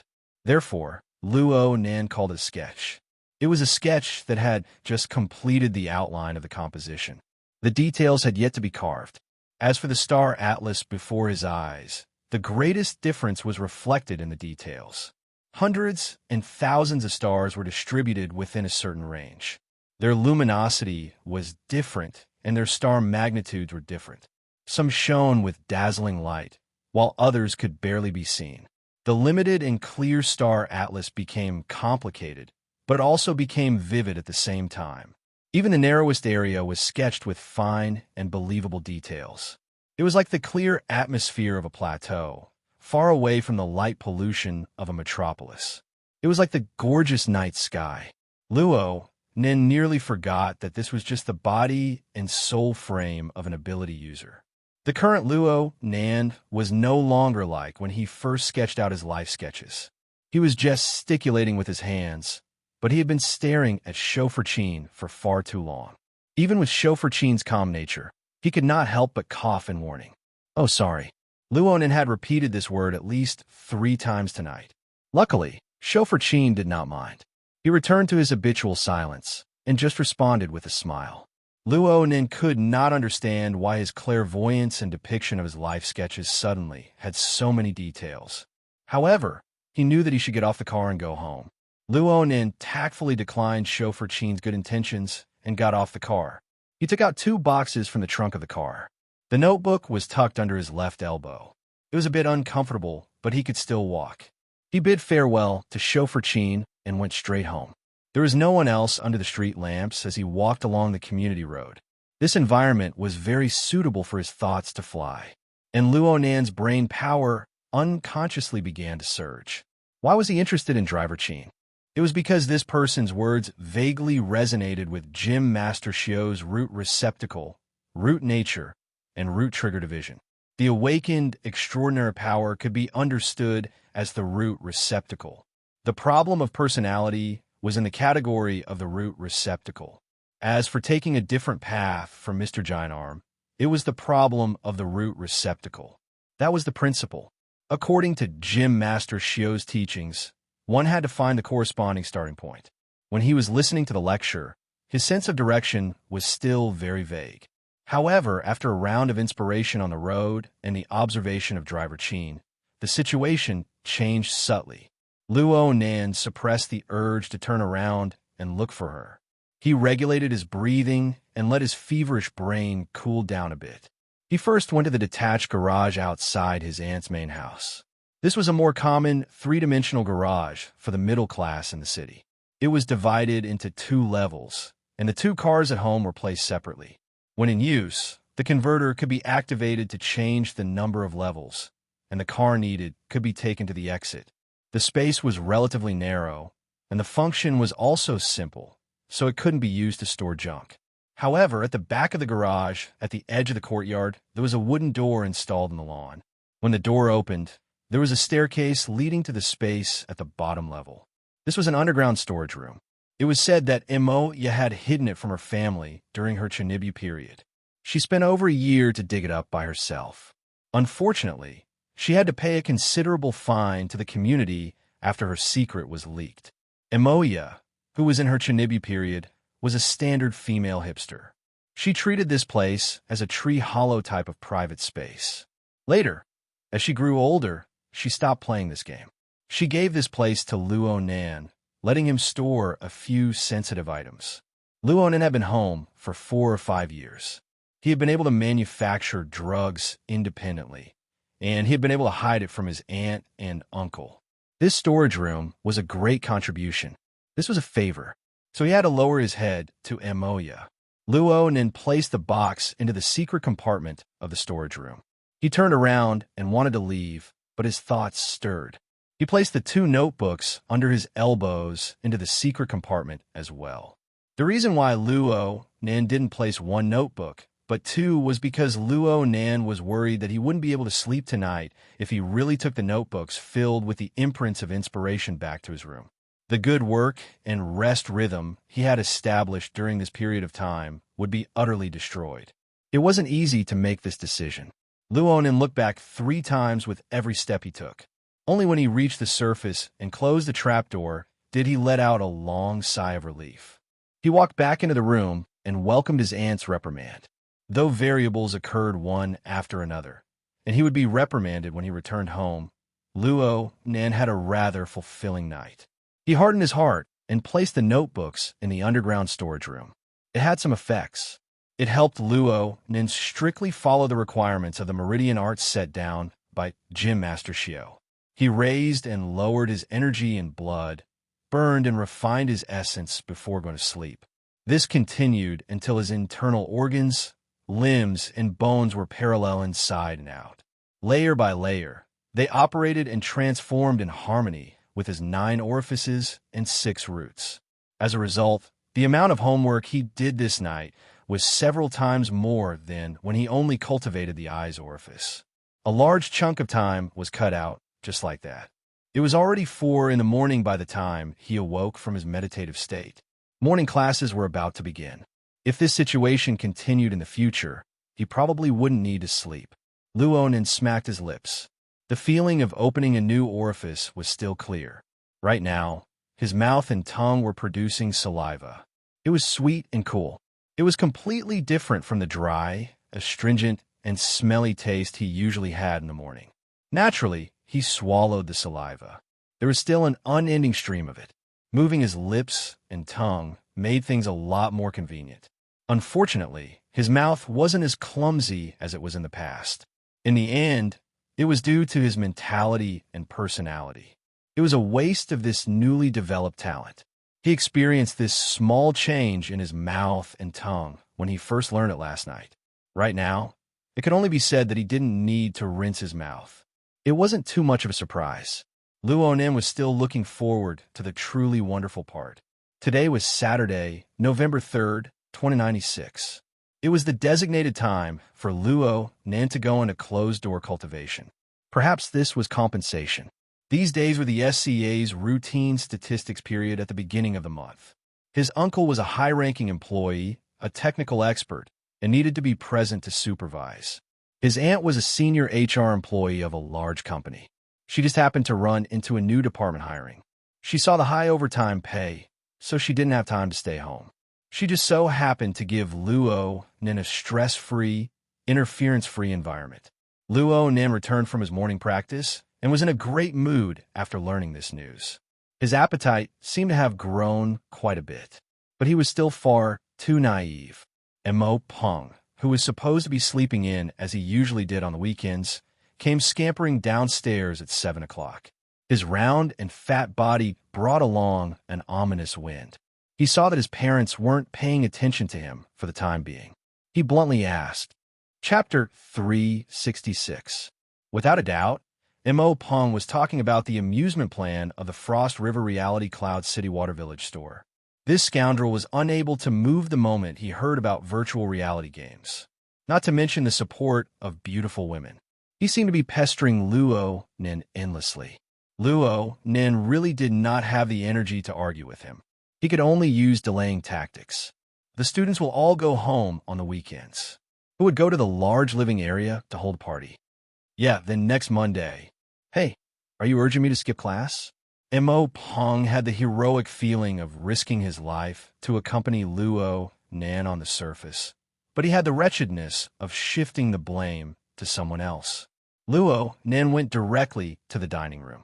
He used his aunt and uncle as a shield to escape from Mo Peng's pestering. Mo Peng hurried from behind. Next Monday. Next Monday. It's a deal. Luo Nan responded carelessly, but he could not hold back his evil thoughts.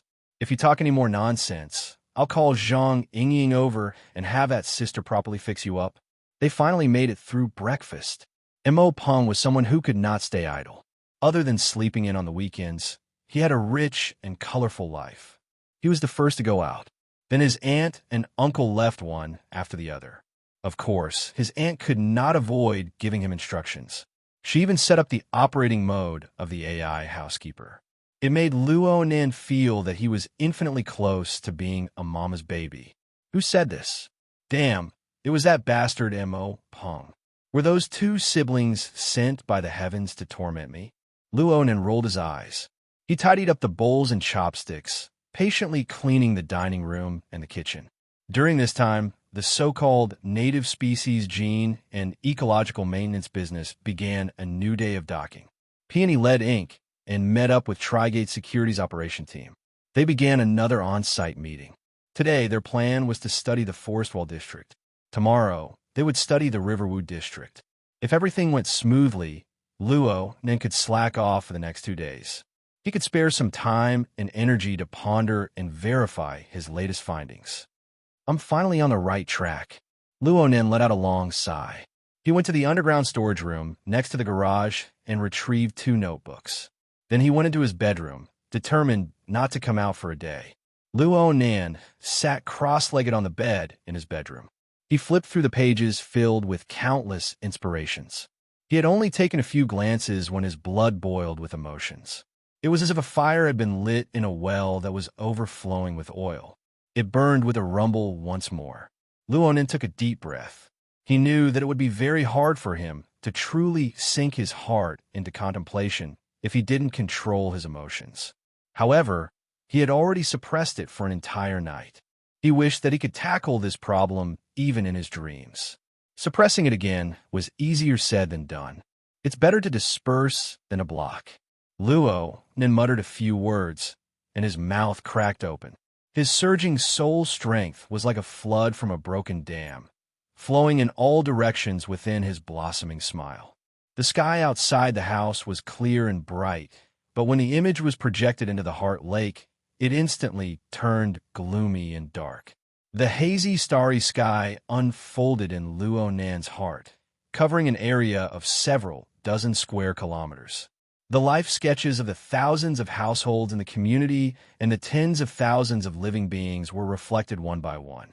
As the living starry sky appeared, the suppressed heart fire spread throughout the starry sky.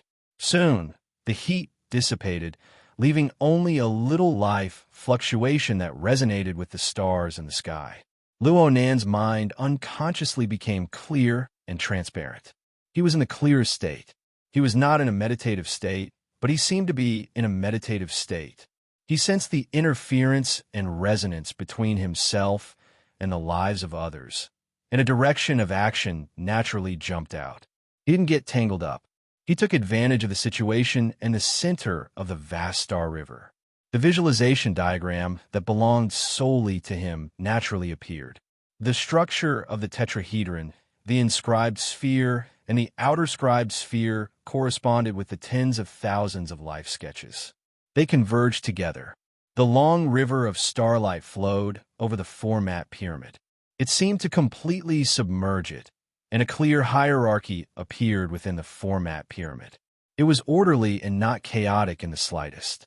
Ever since that night at Frost River Reality, Luo Nan's format pyramid had already merged with the Star River converged by the life sketches. However, it was also relatively independent. It seemed to act according to its own rules. Only when the domains clashed would the format pyramid's dominance become clear. But this time, the towering and unmoving format pyramid seemed to undergo a subtle change under the radiance of the tens of thousands of stars. There should be a change. Luo Nen spoke to himself in his mind. His way of thinking had undergone a substantial change under the assault of countless rays of light and fire. The format pyramid, the foundation of his body and soul, had to undergo a corresponding change in order to prove that it was real. Luonan's telepathic light shone from above, probing the visualization diagram inside and out. What was originally a fuzzy feeling turned into a clear understanding. The format pyramid of the past was a simple combination of geometric figures. It could be considered a conceptual expression. But now, this group of figures had a few more details. Points, lines, and planes were joined together, revealing the conformation of light and shadow and an even more marvelous texture. Similar details continued to increase, so much so that the concise conceptual diagram was a bit unsuitable. After all, a concept was a concept. The corresponding idealized diagram was far too rigid. Luonan's thoughts stirred, and the visualization diagram, which was stuffed with rich details, was like a sandcastle piled up by the seashore. It collapsed in such a manner, scattering countless streams of silver-white light into the void. Holy crap! Luonan's mind instinctively tightened. But before his nervous emotions could surge, his clairvoyance mind was filled with thousands of stars of varying brightness and darkness. That's right. The conceptual combination of points, lines, and planes suddenly transformed into thousands of stars. They were arranged and spread out, transforming into a group of resplendent constellations. They mutually referred to their corresponding structures. Looking at them as a whole, there were still traces of the rules of a tetrahedron, an inscribed sphere, and an outer-scribed sphere. Luonan stared blankly for a moment. His visualization diagram changed from a conceptual geometric figure to a more substantial star arrangement and constellation structure. Wasn't this a life sketch? This sort of situation was very similar to the situation when he used clairvoyance with Driver Chin yesterday. Luonan wanted to bite his finger.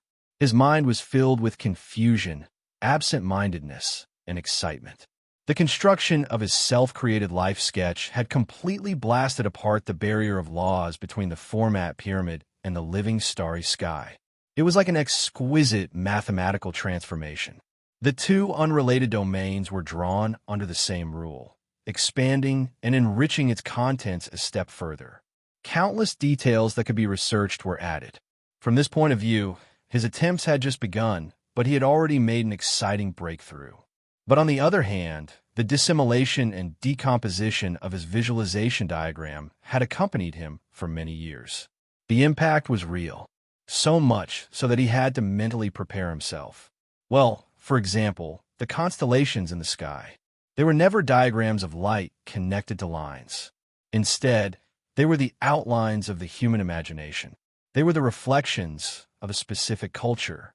They were the products of a high degree of representation. Perhaps this reasoning could be applied to the format pyramid? Luonan was suddenly stupefied.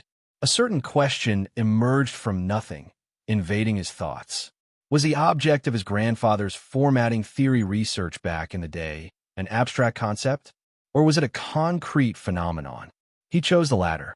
It was impossible for purely abstract and generalized symbols to develop rich connotations without concrete and detailed phenomena to support them. Even if they did, it would be a dreamlike fantasy. In other words, Luonan picked up the brown notebook in his hand and flipped to the title page.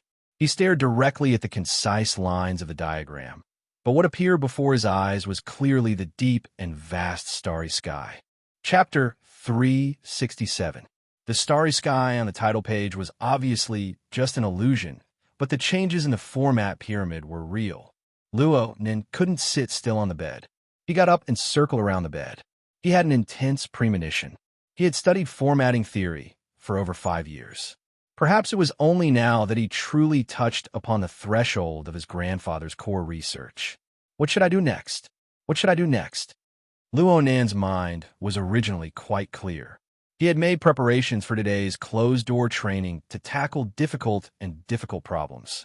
But he never expected that his beginning would go so smoothly. It went so smoothly that he lost control. After the format pyramid transformed into a star atlas, all of his previous plans were completely nullified.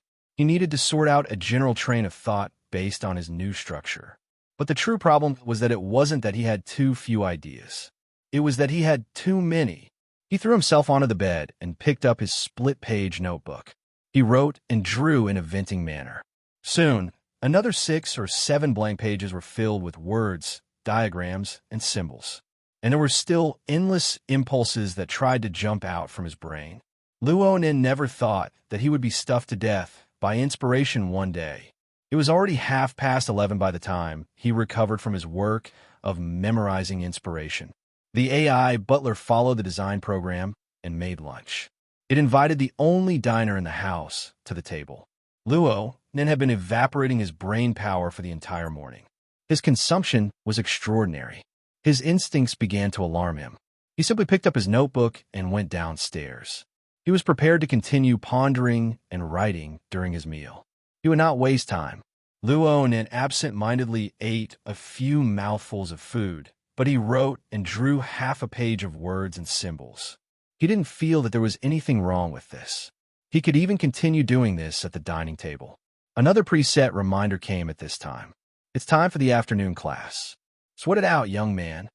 The hexa ear vibrated. Shuelei's thick voice was mixed with stifled laughter. It was exceptionally comical. This was a reminder he had recorded a few days ago when he had nothing better to do. It was specifically set up to control his work and rest time. Gym Master Shio's teachings were intrinsically very rigorous. He paid the most attention to habits and tempo. He believed that good cultivation habits and efficient tempo were the foundation for achieving martial accomplishments.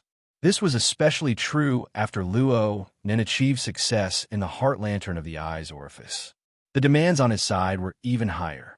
Aside from unavoidable circumstances or extremely special circumstances, Luonin's morning classes, evening classes, and afternoon classes were all unshakable. Luonin couldn't be lazy. Shuelei was a good friend, and at the same time, he was the most serious and inflexible supervisor.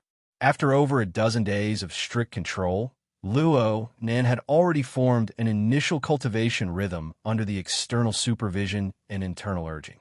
And because of the true feedback from the internal refinement technique, he would be a bit unaccustomed to messing up his rhythm. Luonin looked at his watch and struggled a few times in his mind. In the end, he closed his eyes and pushed his notebook to the side. He sped up his eating speed. The benefits of coming in contact with the mouth and tongue acupoint yesterday were also evident. His digestive tract's ability to decompose water grains and transform essence qi had improved significantly. Luonin vaguely felt that what he was eating wasn't a tasteless, nutritious meal. Instead, it was strands of essence energy that seeped into his body. The essence energy endlessly circulated throughout his body as he ate, making up for his lack of energy. The progress is excellent, and the vital energy in the 5 viscera is stable. There's no obvious imbalance. According to Gym Master Shio's words, the root receptacle is thick and the foundation is firm. It's enough to bear. Hiss. Luonin suddenly realized something.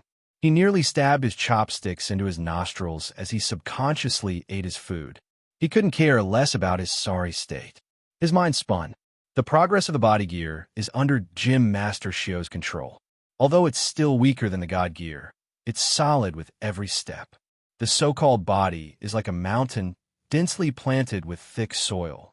It's not bad at all. In comparison, the God gear driven by formatting theory is advancing like a hurricane. The growth is out of control, and it's already quite troublesome. If I were to be urged by a flash of inspiration and erupt a second time, would I still want this little life of mine? Luonin's back was drenched in sweat when he thought of this. He flipped through his notebook once more, and he immediately crossed out all the radical and bold plans. Then he searched for the relatively conservative plans that advanced step by step and carefully pondered over them. That's right. My root receptacle isn't thick in the research of formatting theory. My root nature is unclear, and my root trigger is advanced.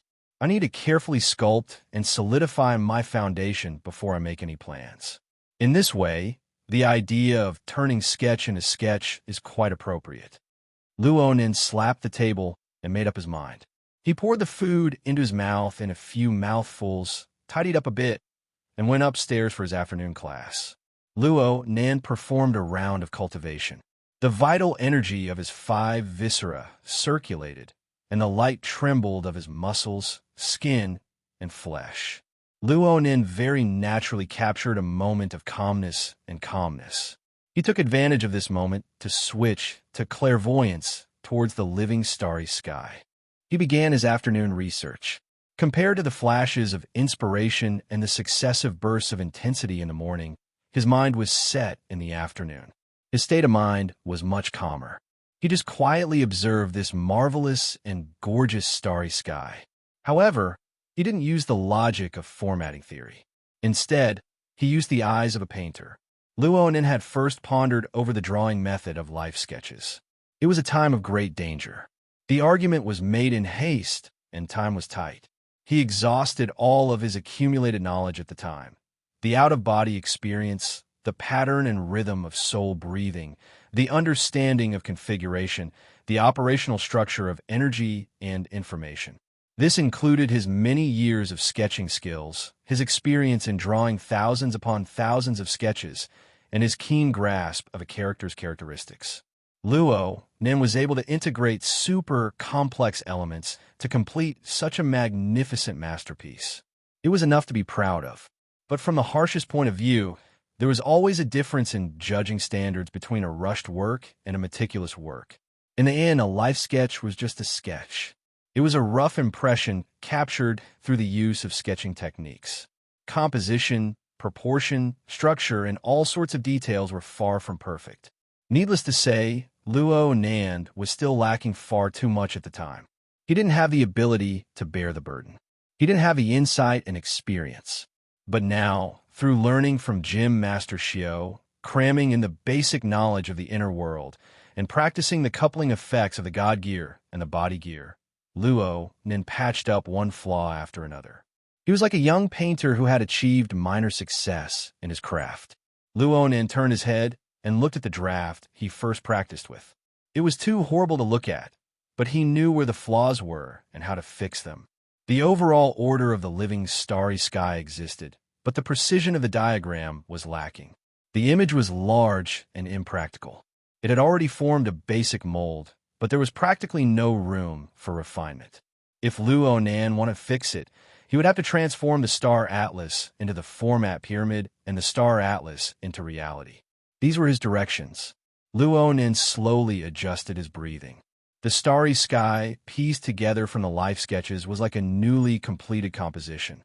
A draft of the structure was just waiting for him to use the tip of his brush to outline even more exquisite layers of light and shade, to reveal even more crucial details. Chapter 368. Luo Nan decided on a preliminary direction, but he wasn't in a hurry to get started. Just like a qualified painter, Luo Nin would never hastily put his brush to work. What he faced was not a blank piece of paper, but a deep and complex starry sky. He flipped through the split-page notebook in his hand, found a blank page, and wrote solemnly with a pen. The first rule begins with me. Push yourself to others. Looking at the current situation, the easiest and smoothest choice to correct the life sketch was external clairvoyance. Driver Chin was a good example. At that level, the answer was already laid out before his eyes. But Luo Nan was fully aware that this was not enough. Without the link of self-reference, it would be hard to estimate what kind of flaws would exist in the work. The first version of the life sketch was limited by Luo Nan's level of understanding at the time. It practically lost the space for further refinement. Luo Nan needed to take this as a warning. But it must be known that self-reflection had always been a difficult part of cultivation. It was said that the most important thing was to know oneself. Gym Master Xiao had emphasized this last night with similar words, and Luo Nin had said early on that he wasn't good at self-portraits. These were not words of modesty. Of course, looking at it from another angle, high consumption often represented high returns. Although this method was difficult, it was a process of defining principles and standards. Only by polishing oneself would one be able to reflect external objects more clearly. The essence of the root receptacle, root nature, and root trigger subdivision techniques taught by Gym Master Xiao were here. Luo Nan chose a path that was difficult at first, then easy at the end. He needed to climb the steepest peak. Only in this way could he solidify his foundation and avoid the fatal danger of formatting theory's uncontrollable growth. Luo Nan paused for a moment, then wrote another line. The second rule: observation comes first. Multidimensional reproduction. Luo Nan used his drawing techniques to take a picture of the living starry sky. Whether it was sketching or sketching, neither was a skill that relied on imagination. He needed to have a real object of observation. There was nothing much to say. Luo Nan's object of observation was himself. This was not a simple drawing in a mirror. Instead, he needed to probe the frame of body and soul. He needed to take the form and the soul, and he needed to correspond with the form of the star atlas. Most of the various elements involved the mental plane. Thoughts were chaotic, and it was easier said than done to seek them. Perhaps he could only use the God wheel, body wheel, visualization diagram, root receptacle, root nature, root trigger, and other levels of reference to find the greatest common divisor. This would undoubtedly increase Luo Nan's workload. But since he had already given up the easy and chosen the most dangerous path, he didn't mind adding a few more burdens. Luo Nan had some thoughts in his mind after he finished writing these 2 lines. They seemed to be clear, but they weren't. It was hard for them to be fully expressed. He subconsciously twirled his pen, and his other hand lifted up the slightly yellow pages that were smeared with sweat. Luo Nan's gaze streaked across the pages of the notebook one by one. He once again swept his eyes over the dozen or so records of inspiration that contained an enormous amount of information. A moment later, he casually flipped through his previous handwriting. This included a limited number of paintings on paper. If he didn't include the records of his inspirations, although his notebook was thick, there weren't many meaningful things in it. Among them, the most valuable should be the 2 psychic diagrams. The other one was slightly smaller. It was the outline of the wraith sign that he had drawn at school. It was more abstract.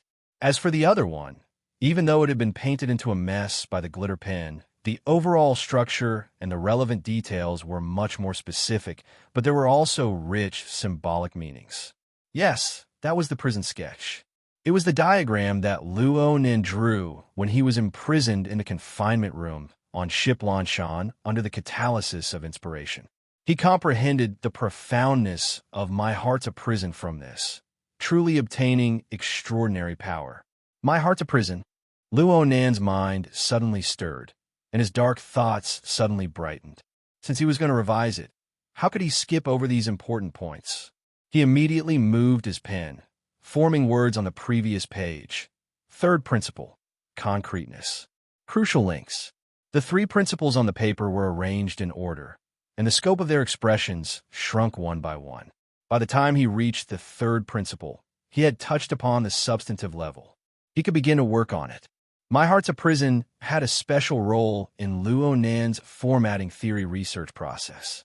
If Luo Nan really wanted to make a move, choosing this node was quite suitable. After experiencing the impact and sharpening of many events, Luo Nan now had a relatively clear concept in his heart. My Heart's a Prison, including formatting theory itself, was essentially the materialization of some sort of compelling rule. It was just like what he sensed from the depths of the mental plane during the incident at Frost River Reality. It was an inconceivable order frame. It was internalized into the structure of a person's body and soul to achieve the final result. Luo Nan found a more appropriate explanation of Eastern metaphysics during the time he was learning from Gym Master Xiao. One with the world. There was a similar statement in the classical scriptures. It was said, "Man follows the earth follows the heaven follows the Tao, and the Tao follows nature." All right, he had to admit that the words of Eastern metaphysics were far too rich in meaning. There were often many interpretations.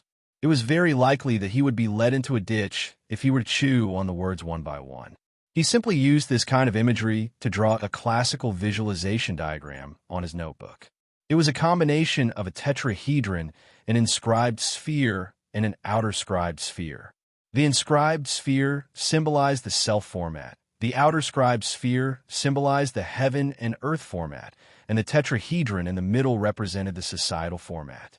From the perspective of a pure cultivator, he could temporarily discard the societal format.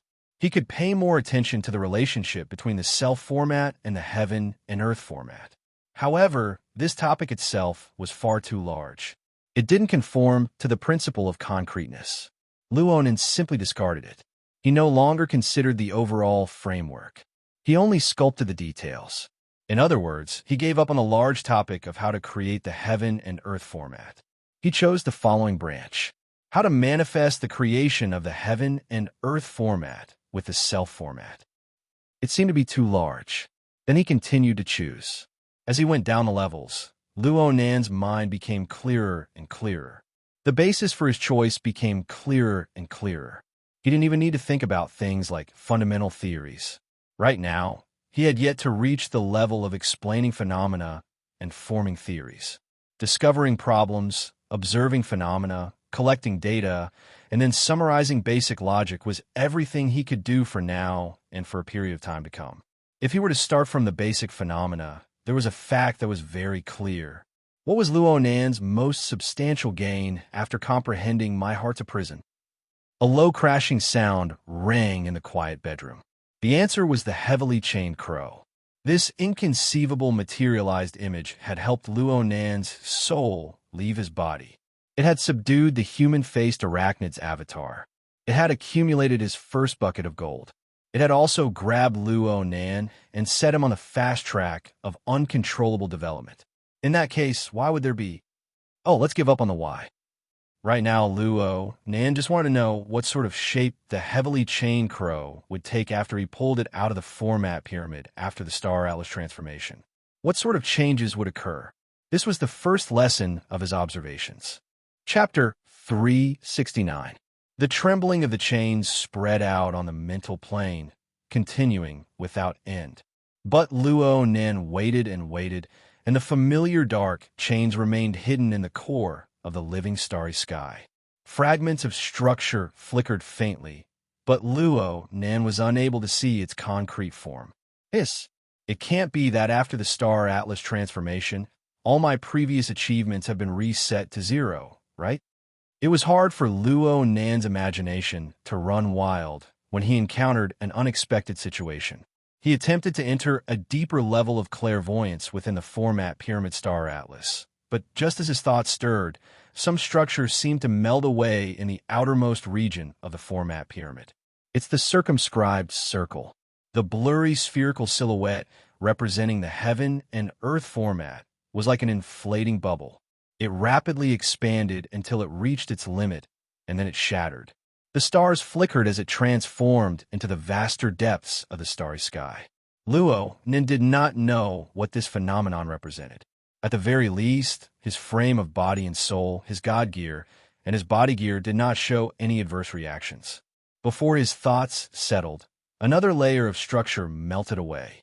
It was the tetrahedron representing the social format. The situation was similar to that of the circumscribed circle. The corresponding stars shifted and spread, silently merging into the living starry sky. The two outer layers of structure peeled away and melted away, forming two waves of dazzling fireworks in the living starry sky. They dazzled the eyes for a moment, but they disappeared without a trace in the blink of an eye. Luonan's scalp went numb. If the self-format did this again, his frame of body and soul might not be able to hold on, and his mental defenses might collapse first. What he feared had come. The only remaining spherical star Atlas silhouette in the core region was like a deformed heart amidst Luonan's turbulent state of mind. It suddenly expanded and contracted along with Luonan's breathing and heartbeat. Then it expanded and contracted again. Luonan's attention was practically drawn to this peculiar movement pattern after 5 or 6 consecutive rounds of expansion and contraction. But it was only practically. Luonan paid attention to the outline of the self-format from beginning to end. He watched helplessly as it expanded and contracted, beginning to expand inconceivably in this pattern. After a few rounds of expansion and contraction, The spherical star atlas had already expanded 3 to 4 times its original size. But its density did not decrease because of the expansion. On the contrary, more and more stars appeared at the very core, gradually forming a dense cluster of stars like a silver sphere. At this point, the format of the tetrahedron, the inscribed circle, and the circumscribed sphere had already become history. Only this brilliant cluster of stars remained. It was like the core of a galaxy formed from billions of stars in the true universe. It sat at the very center of the living starry sky. It's good that it didn't collapse. Luo Nen sought joy in the midst of bitterness. He was just about to go and observe these changes in greater detail when the sound of chains, which he had nearly forgotten, rang out once more from the depths of the brilliant and splendid constellation. It carried a special rhythm that covered every corner of his range of perception. At the same time, an invisible and boundless power accompanied it, spreading throughout the starry sky, distorting the darkness in all directions. The stars in the sky and the millions of life sketches circled around it. Luo Nen was able to clearly sense some sort of obscure law using this incorporeal yet boundless power as a carrier. It was laid out layer by layer, invading practically every single life sketch. A headache and dizziness were Luo Nan's first reactions. This was because the first thing that was impacted by this rule was his general knowledge of the basic spatial order around him. The living starry sky was distorted. The near became far, and the far became near. It was originally at the top, but it suddenly fell to the bottom. The corresponding understanding was completely destroyed. It couldn't go on like this. If a painter could not even understand the most basic concept of space, then his painting would basically be meaningless. Luo Nen hoped to restore his cognitive order. He deeply sensed the living starry sky, using interference power to borrow the material plane to anchor his position anew. For this reason, the God gear and body gear interlocked and rotated. The spiritual light of the eye's orifice transformed into a heart lantern. It drove the energy of his internal organs, and it cast itself towards the boundless starry sky of the mental plane. The results of clairvoyance became more and more subtle. The boundless Milky Way had hundreds and thousands of constellations. They naturally resonated with the heart lantern of the eye's orifice, but they were all different. Some were dim and lightless, while others became especially eye-catching. Whether they were bright or dark had nothing to do with the distance between them in physical space. It was even more chaotic. Luo Nen was already riding a tiger, unable to back down. He could only continue clairvoyance. The heart lantern transformed into a beam of sensing light, making contact with the glittering targets one by one. In an instant, the warped distance of physical space became meaningless.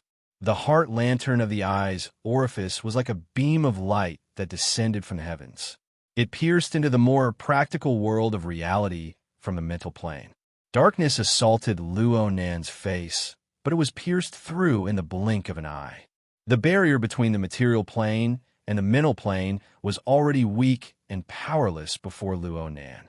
Under the illumination of the heart lantern, the light and shadow of reality interweaved and combined, reflecting a fuzzy figure that gradually grew clearer. And so, Luo Nan saw a majestic black man. His upper body was bare, and he quietly sat cross-legged in a secret room. He was like a statue. His pitch-black skin was covered in a layer of dense beads of sweat, and the distinct lines of his fascia and muscles were trembling. It was clear that he was not as tranquil as he appeared on the surface. Luo Nan recognized this person. He was Black Tiger Bays. He was the vice commander of the Knights of Equity of the Order of Justice of Xia City. He was an expert with an extraordinarily powerful, fleshly talent. During the incident at Frost River Reality, this fellow was a fierce general under Wong. He was an enemy of Luo Nan's side, and he fought brilliantly against the ears of truth, Fairchild. But in the end, he was used as a sacrifice by Wong to release the power of the scales of truth. During the sacrifice, the element of chaos was replaced, causing Baze's foundation to be nearly completely destroyed. In the end, Fairchild, who cherished talent, saved him. Fairchild then requested Luo Nan to lend a helping hand, entering the order frame to maintain his livelihood. Baze relied on Luo Nan's order frame to survive. In this sense, Baze was also one of Luo Nan's believers. But Luo Nan did not have the power to control this wild and unruly fellow. He had no interest in ordering him around. Many times, he nearly forgot about Baze. Luo Nan never expected that his subconscious clairvoyance would select this person. With Luo Nan's current eyesight and knowledge, coupled with the close relationship between the two, the heart lantern of the eye's orifice descended upon Baze's most essential location. His muscles and bones were strong, but his internal organs were weak. His vital energy was scattered. His human frame had collapsed. Only by following the order frame bestowed upon him could he survive. Baze was still in the recovery period. Even though Luo Nan had given him the support of the order frame, Luo Nan only understood half of it at the time. There were many areas where the information was fuzzy. The relevant adjustments and adaptations were a large project. Luo Nan could feel Baze's hardships and impatience, but there was even more tenacity and callousness. Perhaps Baze had paid attention to the heart lantern of the eye's orifice for too long, but Baze seemed to sense something. His eyelids trembled slightly, and he immediately opened them. Luo Nan could see that Baze's thick lips were slightly curled up. There was a bit of ridicule in his eyes, but it was unknown which side he was referring to. In the next moment, Baze raised his arms and raised his head. He assumed a strange pious posture, as if he wanted to embrace the holiness of the void.